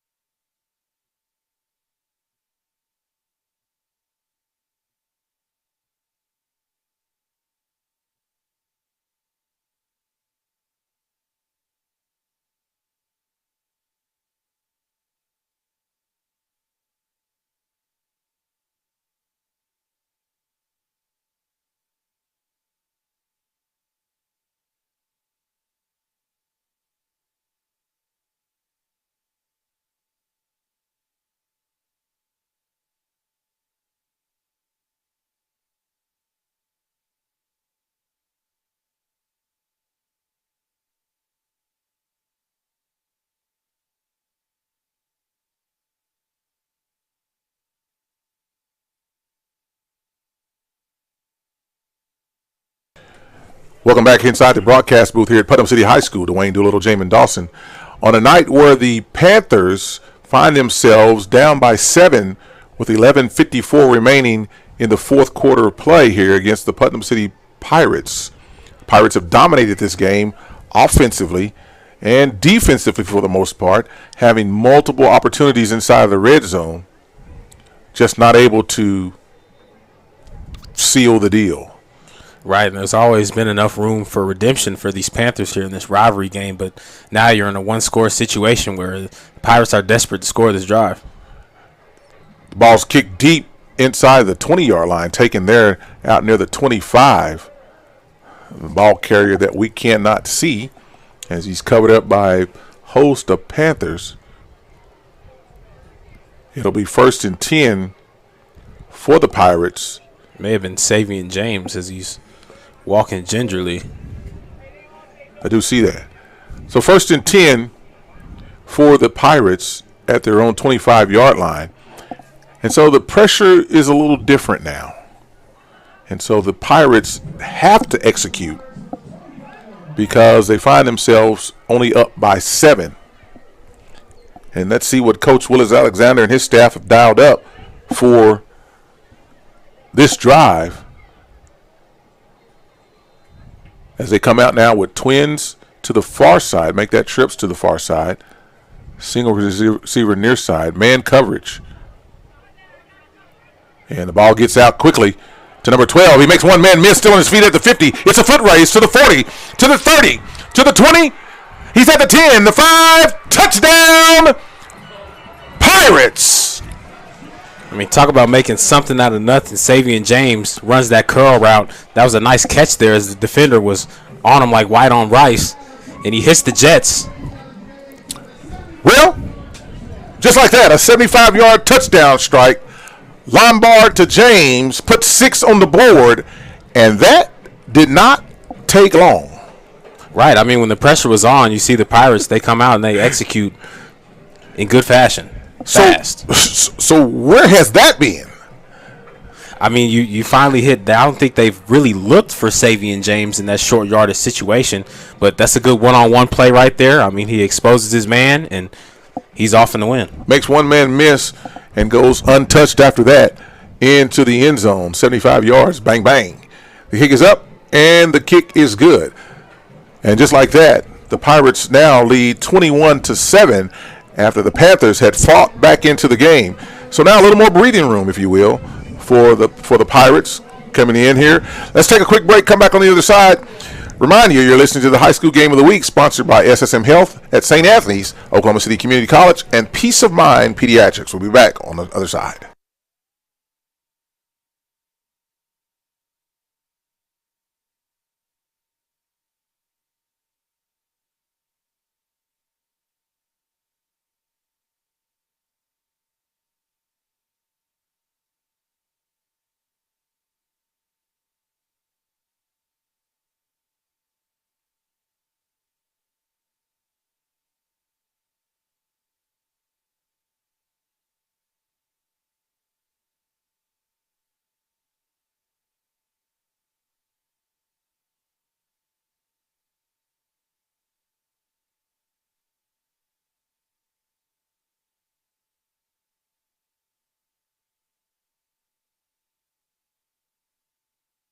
And welcome back to Putnam City High School tonight, where the Putnam City Pirates versus the Putnam City North Panthers. Tonight's game is sponsored by SSM Health, Oklahoma City Community College, Peace of Mind Pediatrics, Super Prep, Oklahoma City Sports Radio 105.3 HD1, and SSM Health at St. Anthony's. Let the orthopedic experts at SSM Health and Bone and Joint Hospital help you get moving again. Call for an appointment today. 405-218-2530. Thank them for their sponsorship. Also, Super Prep is a premier sports outlet featuring the very best in high school and college athletes in the city, state, and nation. Super Prep can be found on OKC Sports Radio 105.3 HD1 and at Super Prep OK. Here's the kickoff after the 75-yard touchdown, and the ball's taken at the 10-yard line. Looks for room to run. There's a flag on the play. He's got room outside. He gets to the outside, scampers, one man to beat, gets hit at the 35, 45-yard line. However, there is a flag on the play. The return by number 2, Jonas Stinson Powers. There's a penalty flag on the ground. And we'll take that matter up here just as soon as we know more information. And it looks like the officiating crew is going backwards, holding this indication against the Panthers. And so it'll be 10 yards from the spot of the foul. After that good run back, all for naught, as we're going to back them up inside of the 25-yard line. Just waiting for, well, they're marking that from the end of the run. I don't understand that. Yes, we need to go to the flag, Earl. Here we go. Earl Perkins, a good friend of mine here, longtime official, and he's Johnny on the spot right now, and they're going back 10 from the spot of the foul, and it'll be 1st and 10. Quick scoring recap. Jamin, do the honors for us. Right, this is going to be real brief anyway, as referees are doing their thing. That was a one-play drive, curl route by Savion James, 75 yards to the crib. And this scoring recap is brought to you by Super Prep. Super Prep is a premier sports outlet featuring the very best in high school and college student athletes in the city, state, and nation. Super Prep can be found on OKC Sports Radio 105.3 HD1 and social media at Super Prep OK. And after the mark off of the penalty, they go quickly and pick up 3 yards on the play. And it'll be 2nd down and 7. And someone's looking for Jeremy because their mouse isn't working. And it doesn't look like the clock is running. And so some technical issues here going in the stadium. And we've had a few of those ourselves tonight as the clock continues not to run as a play is going on and thrown to the outside. Number 4, the recipient of the pass, Cameron Oliver, and he's knocked down quickly. And a pickup of a few yards on the play brings up 3rd down and about 4. And so in this instance, when the clock stops working, the officials typically will keep the time on the field as referee Sean Houck has continued to call for the clock to move, and now it is moving. And so whatever was wrong with the mouse has been fixed, and we can attest to that. We've had that ourselves. But we must overcome.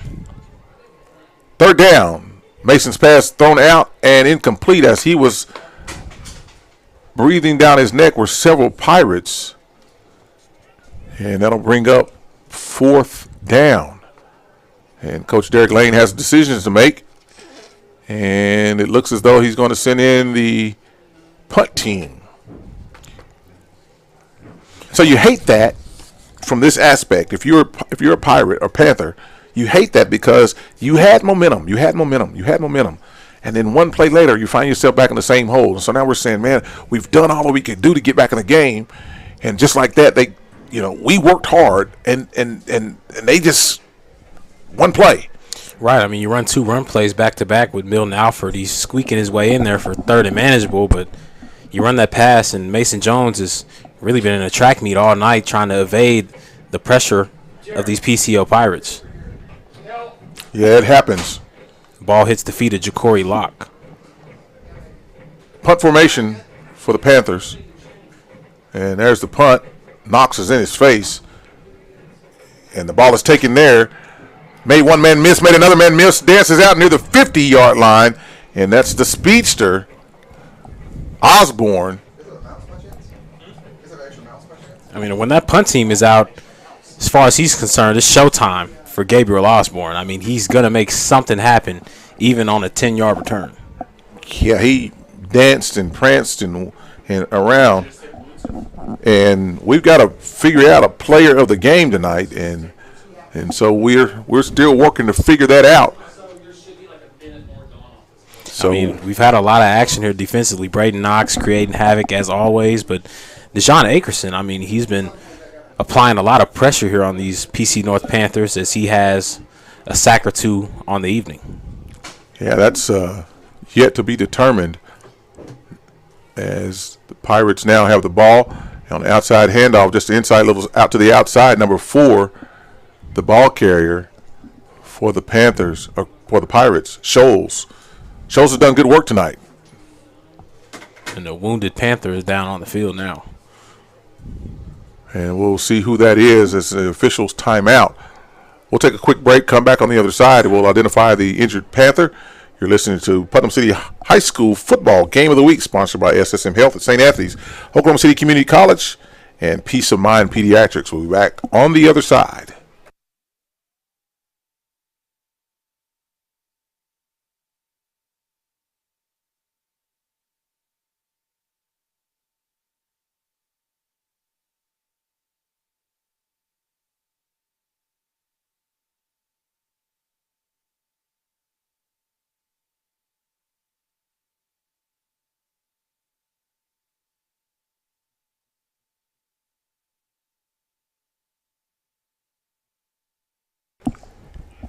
And we're back.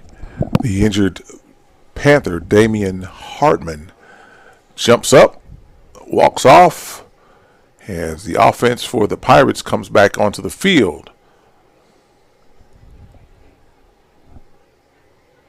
Second down, 7. Lombard hands it off to the up back. Rumbles down for a few yards. Number 4, Scholes, Ladarian Scholes.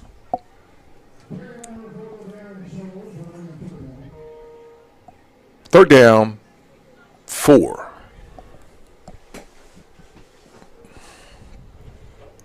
A beautiful night here in Oklahoma City, 81 degrees. 9:37 p.m. We thank you, those of you who are listening in on the stream, PPBC TV, Prairie Publishing Broadcasting. Lombard rolls out to the right side and incomplete, brings up fourth down. He had room to run. Right, a little play action there. He definitely could have took that and got that first down, but he's trying to make big plays in that passing game and just a little too much. Vicinio Boyd was definitely covered there. Man coverage, he could have probably pushed it on down the field a little further.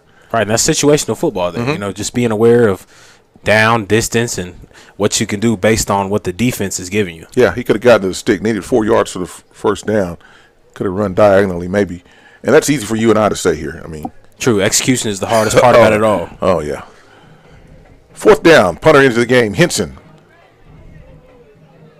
stands at his 42-yard line. The ball gets over his head, looking to get the punt off, and does get a punt off. Saves it, and there's a fair catch called at the 30-yard line. So the young man right there, Henson. Yeah, that's quite a good job there recovering from that snap. He had to run back about 10 yards to recover it, and by the time he did catch it, it was a Panther about 5 yards from him. So does a good job not getting that blocked, getting some decent yardage on it. Put a notch down for him as for consideration the player of the game. Henson. Off his foot. Right, he's done some fine work, has some friendly bounces as well. Field position has been a big thing in this game, and the Panthers haven't taken too much advantage of it. And that Pirate defense has a lot to do with that. Knox and the boys. A razzle-dazzle play, and that's sniffed out. That's not going to go very far at all. Right, not too much there at all. I mean, read it like a book. Good job, Michael Exum. Michael Exum is like he was in the backfield, and there's going to be a penalty flag following the play. And so you make a good play, and then you say something you should not have said, or do something you should not have done. And after it's all said and done, unsportsmanlike conduct against the Pirates. And so that loss of tackle for loss now turns into a 15-yard gain. You got to think about it. The only time that this Panthers offense was successful and got in the end zone was off the back of a PCO penalty. Great point. 2 penalties, a 15-yarder face mask, and then a 5-yard something else, and then they scored. Got to be disciplined here. So not too many mistakes made tonight by the defense. On this particular play, gives up 15 yards after the tackle for loss, and now that turns into a 15-yard penalty gain for a first down. 9:39 remaining.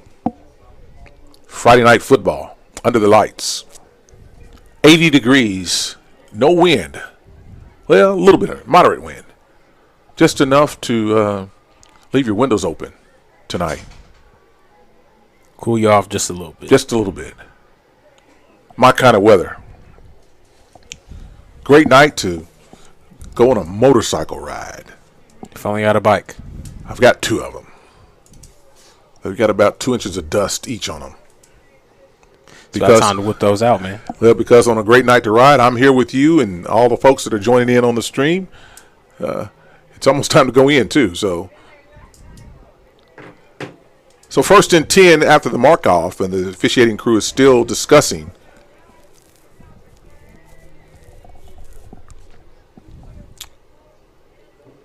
Earl Perkins backs the ball up 2 yards. Makes it goes from 1st and 8 to 1st and 10. That's a wise move. And on a wound clock at 9:39, Mason throws the out route, and it looks like it's going to be complete. And the officials are saying, yep, he got it. Cameron Oliver on a nice route, nice connection from Jones. Right, great awareness there. I mean, it's flowing to the sideline, but timing that well enough to get the catch and get those feet in. Yeah, 1 foot is all it takes. High school and college, just one. That's like a haircut. One time catches you up. It's like cutting your grass.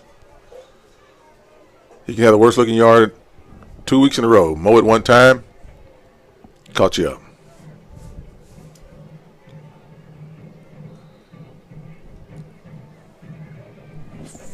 First and 10. Stop clock. Good clock management here by the Panthers, who go up the middle, and nothing doing there. Exum coming off the edge, making sure that doesn't get any further. As there's another stoppage by the officiating crew.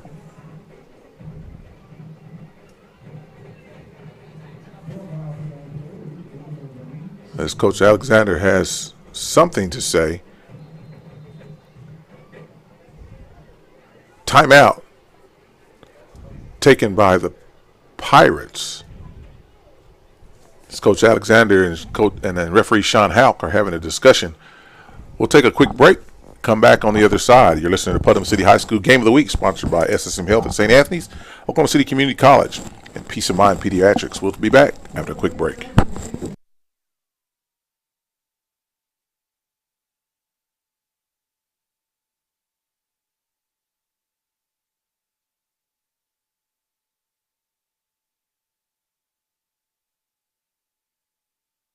Oh.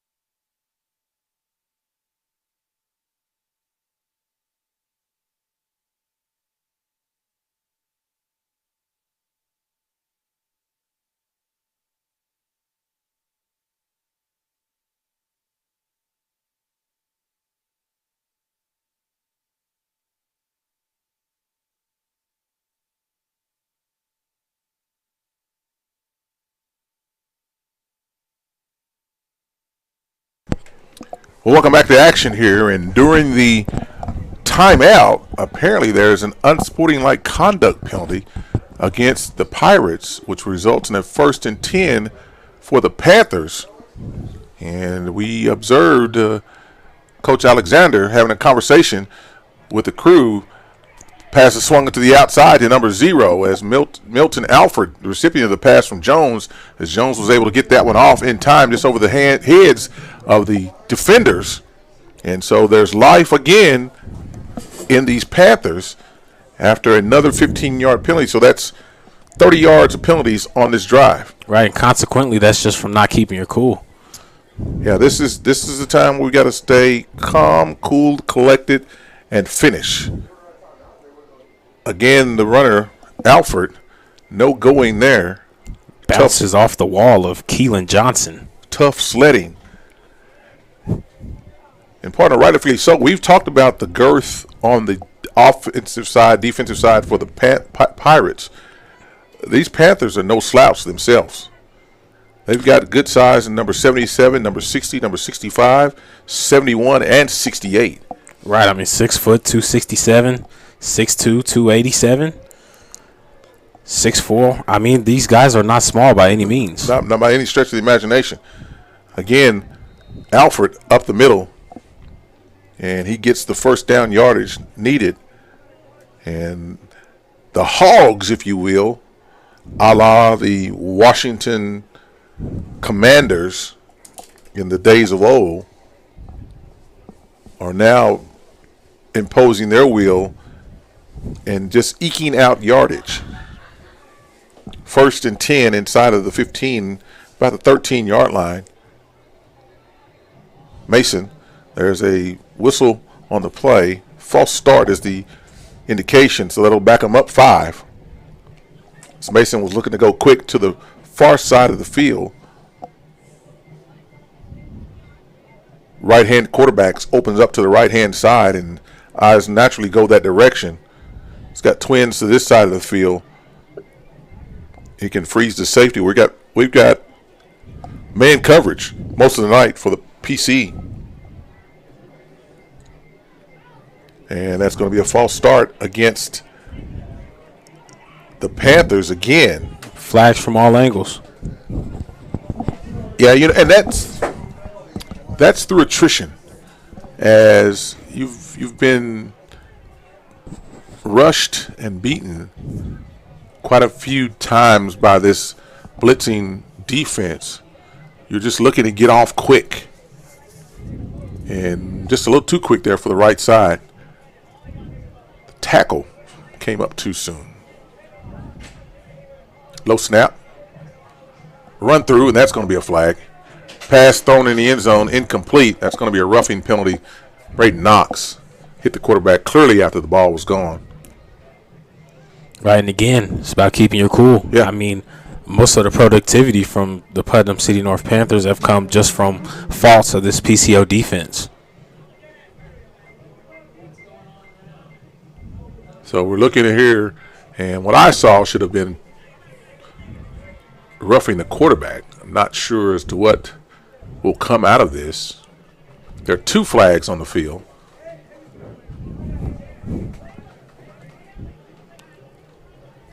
But you know a lot more than most. I'm going to trust your judgment. Going to offset him. Blocking below the waist on the offense. Personal foul, roughing the passer. Defense. Do it all over again. Definitely saw the roughing the passer. Didn't see the holding. Thrown by Earl Perkins, Sean Houck in the backfield. This year, first year mandatory in the state of Oklahoma, the umpire has to be in the backfield. And that's going to be 5 yards against the defense. So the game is starting to get a little sloppy here. Right, it's in a fair flags here. I mean, we got 7 minutes, 35 seconds left. I mean, the Panthers are antsy to score, and this hungry Pirates defense is anticipating another stop. And it's not even flag day. And we've had a number of flags. Whatsoever. So 15 yards to go. Mason's pass thrown out of the end zone. Incomplete. It'll be 2nd and 15.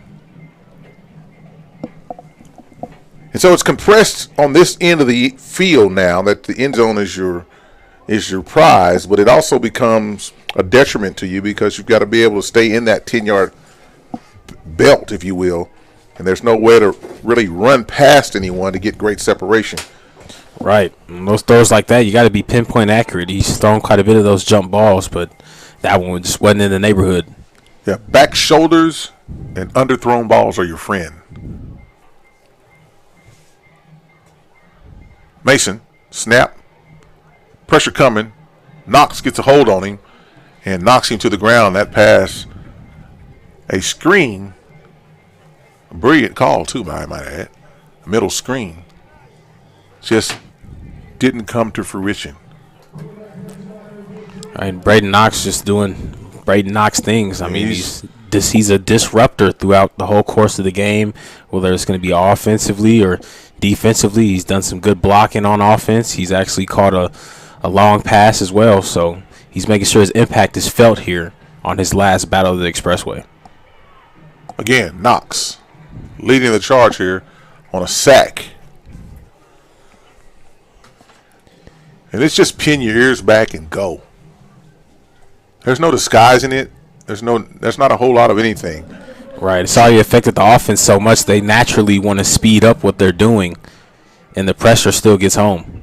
Trip Alexander also in on the play. Yeah, he's shaking up a little bit, Yeah. actually. They got there at the same time. It might have been some head-on-head collision. Friendly fire. We'll take a quick break. Come back on the other side. You're listening to Putnam City Football, sponsored by SSM Health at St. Anthony's, Peace of Mind Pediatrics, and Oklahoma Community College. We'll be back.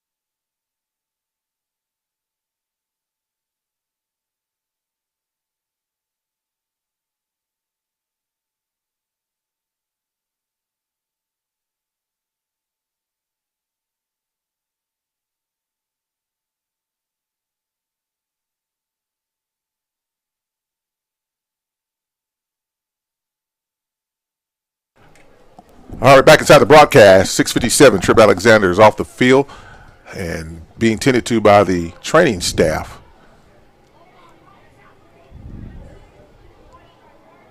Mason's pass thrown deep, overthrown, incomplete.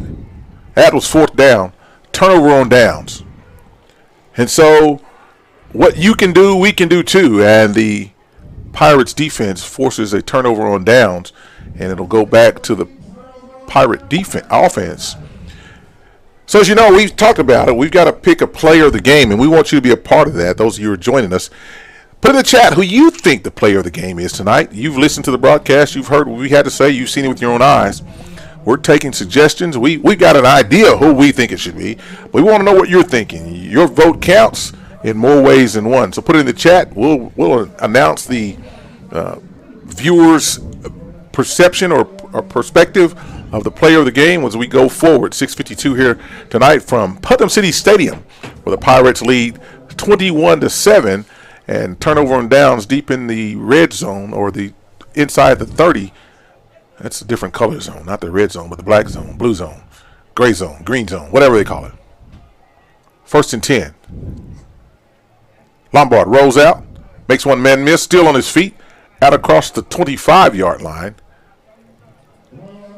Nice. That was a smart decision there on that option by Lombard. Absolutely. Not necessarily an RPO, but the old-fashioned way, the triple option. Right, and we saw some opportunities where he could have ran out there and got some positive yards for his team and possibly a 1st down on one drive. But that was a good job just being decisive and taking the run when you need to take it. Yeah, committing and sticking with it. Yeah, believing in yourself and I can do this, because now what's important is the clock and the scoreboard. And as Coach Willis Alexander is telling his team to, whoa, we've got a lot of time. Hold up. There are 30 seconds on the play clock as it was slow starting here. And the coaching staff is saying, hold up, we're going to wait till inside of 10 as they're playing the old shrink the clock game. I'm not mad at it. That's my strategy when I'm playing NCAA 25. Absolutely. Once again, we're looking for your help on the player of the game. Put in the chat who you think the player of the game would be, and we'll see what the overwhelming decision is by you as Lombard on the RPO pulls it, calls his own number, and gets out across the 30-yard line. All right, we talk about gaining that confidence. I mean, just electing to take that run, take what the defense is giving you. If they're not reading you, go ahead and take those positive yards, keep churning down the field, keeping it in bounds to keep that clock running. All the while saying, this is why I left PC North. The former quarterback at PC North, Lombard, who first season here with the Pirates, and he's become a starting quarterback and has made his presence known tonight and last week and the week before. Doing a good job here for this Putnam City squad. Run up the middle, and it looks like that's going to be enough for the 1st down as we're looking to identify a ball carrier. I think that might be number 4. Yep, number 4. For 1st down. Scholes doing good work for his team tonight. Right, absolutely. You talk about their commitment to the run game. Run game has been very fluid and steady here this evening as they've had a healthy rotation, and they're sticking with the number 2 option, Ladarian Scholes. So look out on the field, Savion James. Remember, he had the one play, 75-yard touchdown after the Panthers had come in and pulled it to one touchdown lead, or single score lead, I should say. One possession ball game. Lombard brings the clock down.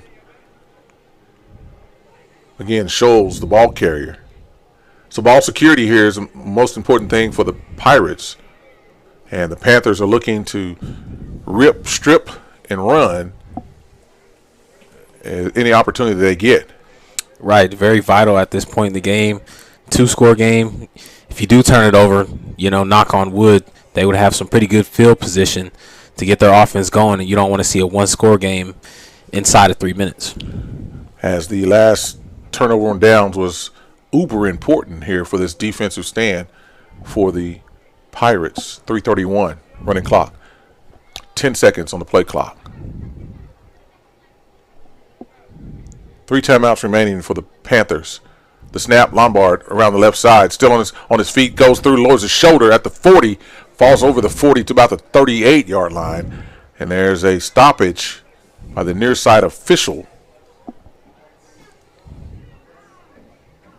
And that can't be because they think they made a first down. Right, Lombard is showing some emotion as he's signaling to that PC North sideline. He's finding good gratification in this flag on the play. In this drive. Holding is the indication. And so that'll back him up 10. Second down. We're still looking for you to chime in on the chat as to who you believe the player of the game is. And we're going to dispatch Jamin here real quickly to the sideline to grab that player.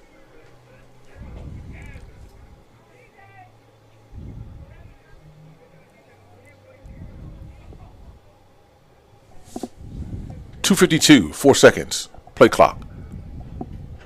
There's the snap. Scholes, left side. And met there immediately. Tackled inbounds. And this will be a good time for Coach Lane to take a timeout, and he does. Coach Derek Lane, 2 timeouts remaining. We'll take it with him. You're listening to the Putnam City Game of the Week, sponsored by SSM Health at St. Anthony's, Oklahoma City Community College, Peace of Mind Pediatrics. We'll be back on the other side.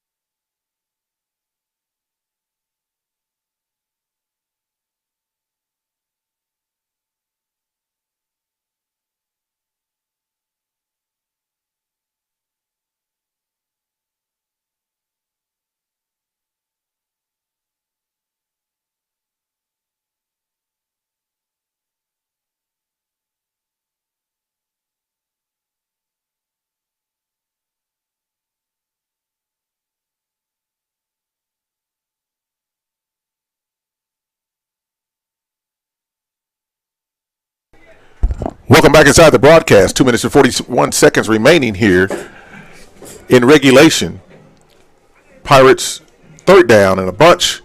Lombard calls his own number still with the ball, runs out to cross the 30-yard line.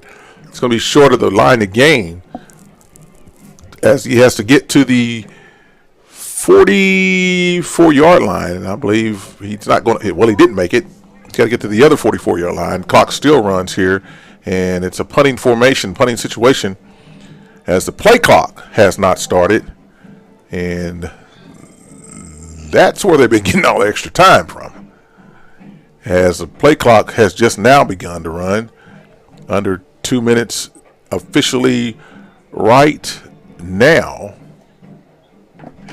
as we've dispatched Jamin Dawson to the field for our player of the game, and we'll have that announcement here at conclusion of play. 1:44, 9 seconds, play clock. There's the snap. There's the punt. Henson's punt, low line drive, taken after a fair catch inside the 45-yard line. Number 4, Cameron Oliver, may rethink that fair catch opportunity. So 1 minute and 33 seconds remaining in regulation. We'll take a quick timeout, come back on the other side, and wrap this thing up in regulation. Hopefully, you're listening to the Putnam City Game of the Week, sponsored by SSM Health at St. Anthony's, Oklahoma City Community College, and Peace of Mind Pediatrics.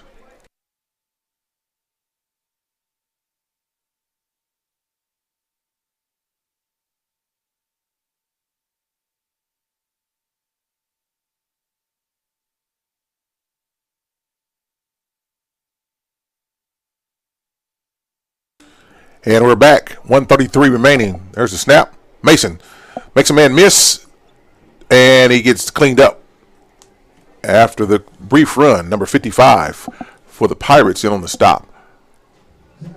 Cy Phipps No gain. 3rd and 10. 1:14. Clock still running. Clock's ball is set. Twins far side. Twins near side. Mason throws the quick out near side, and the pass is incomplete. That will stop the clock. 1 minute and 1 second remaining. 3rd down upcoming for the Panthers. So they've had opportunities tonight and just have not been able to capitalize. The defense has kept them in this game all night long as they thwarted several deep penetrations by the Pirates into the red zone, and where they came up empty no less than 5 times. Mason makes a man miss, still looking, giving directions, throws and tucks, channeling his inner Baker Mayfield, and gets pushed out of bounds near the 50-yard line. And 54.9 seconds, 4th down, 4.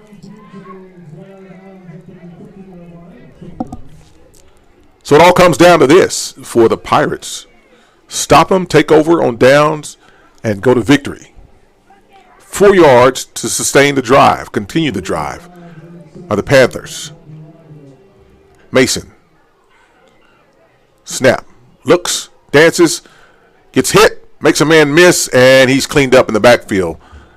Brandon Knox, again, led the way, flushed him out of the pocket, and it was cleaned up there by several of his teammates. It'll be turnover on downs. The ball will go back to the Pirates, who will have to simply snap it twice. 49.5 seconds here on this battle for the king of the Putnams. And right way it stands right now, PCO in the driver's seat to take home the trophy, as they have defeated PC West earlier this season on last week, and now completing the mission over Putnam City North as they line up in the victory formation. And Lombard takes a knee, and the clock begins to run. They'll have to do that one more again.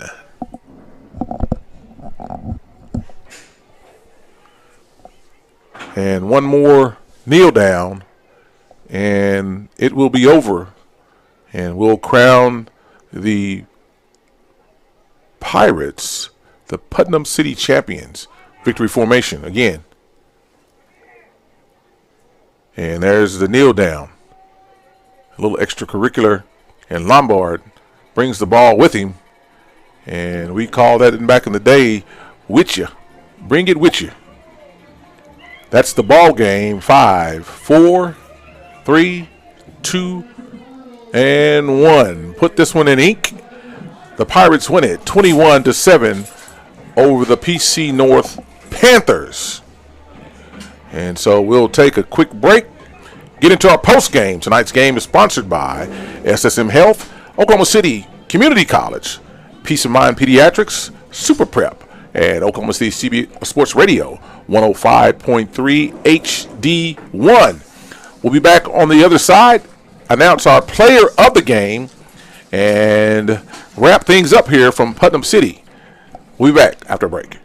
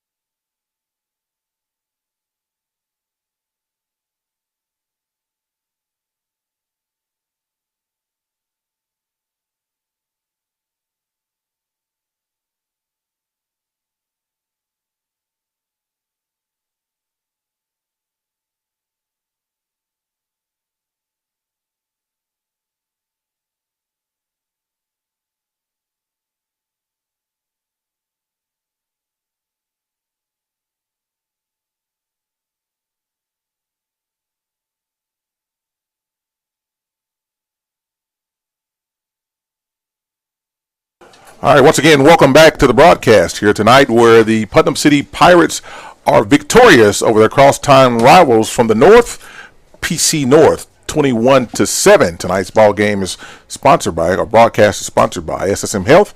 Sometimes after a hard-fought battle, a player needs to get the services of a sports medicine specialist, and those specialists at SSM Health hospitals have a great team to get a player back into the game. Peace of Mind Pediatrics. Peace of Mind Pediatrics prioritizes the well-being of their young patients, providing expert care and guidance.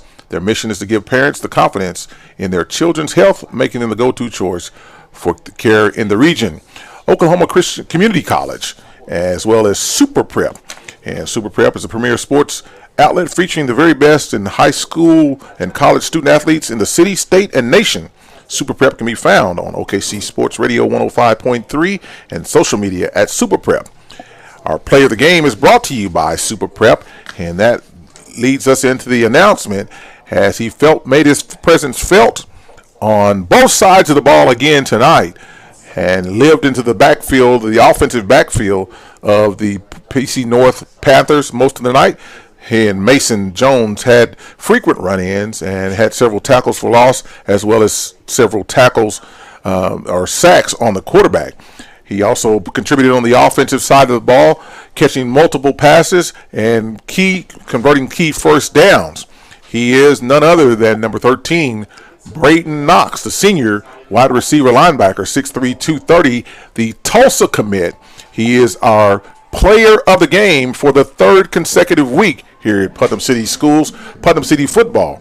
So your Super Prep player of the game, none other than Brayton Knox, for the victorious Putnam City Pirates over the Panthers, 21-7. This concludes our broadcast. We thank you for joining in. We'll be back again in 2 weeks from now as we move north to PC West to take on the PC West and the PC North game and look for the victor then. PC North falls tonight to PC, who claims the Putnam City All-City Challenge, All-City Champion tonight. That goes out to Coach Willis Alexander and his PC Pirates, as they defeated both PC North and PC West to take home that championship trophy. I'm Dwayne Doolittle. He's Jamin Dawson in his absence as he's gone to the field to get an interview with our player of the game. For Dimitri and Deshaun, we thank you for joining in. We'll see you next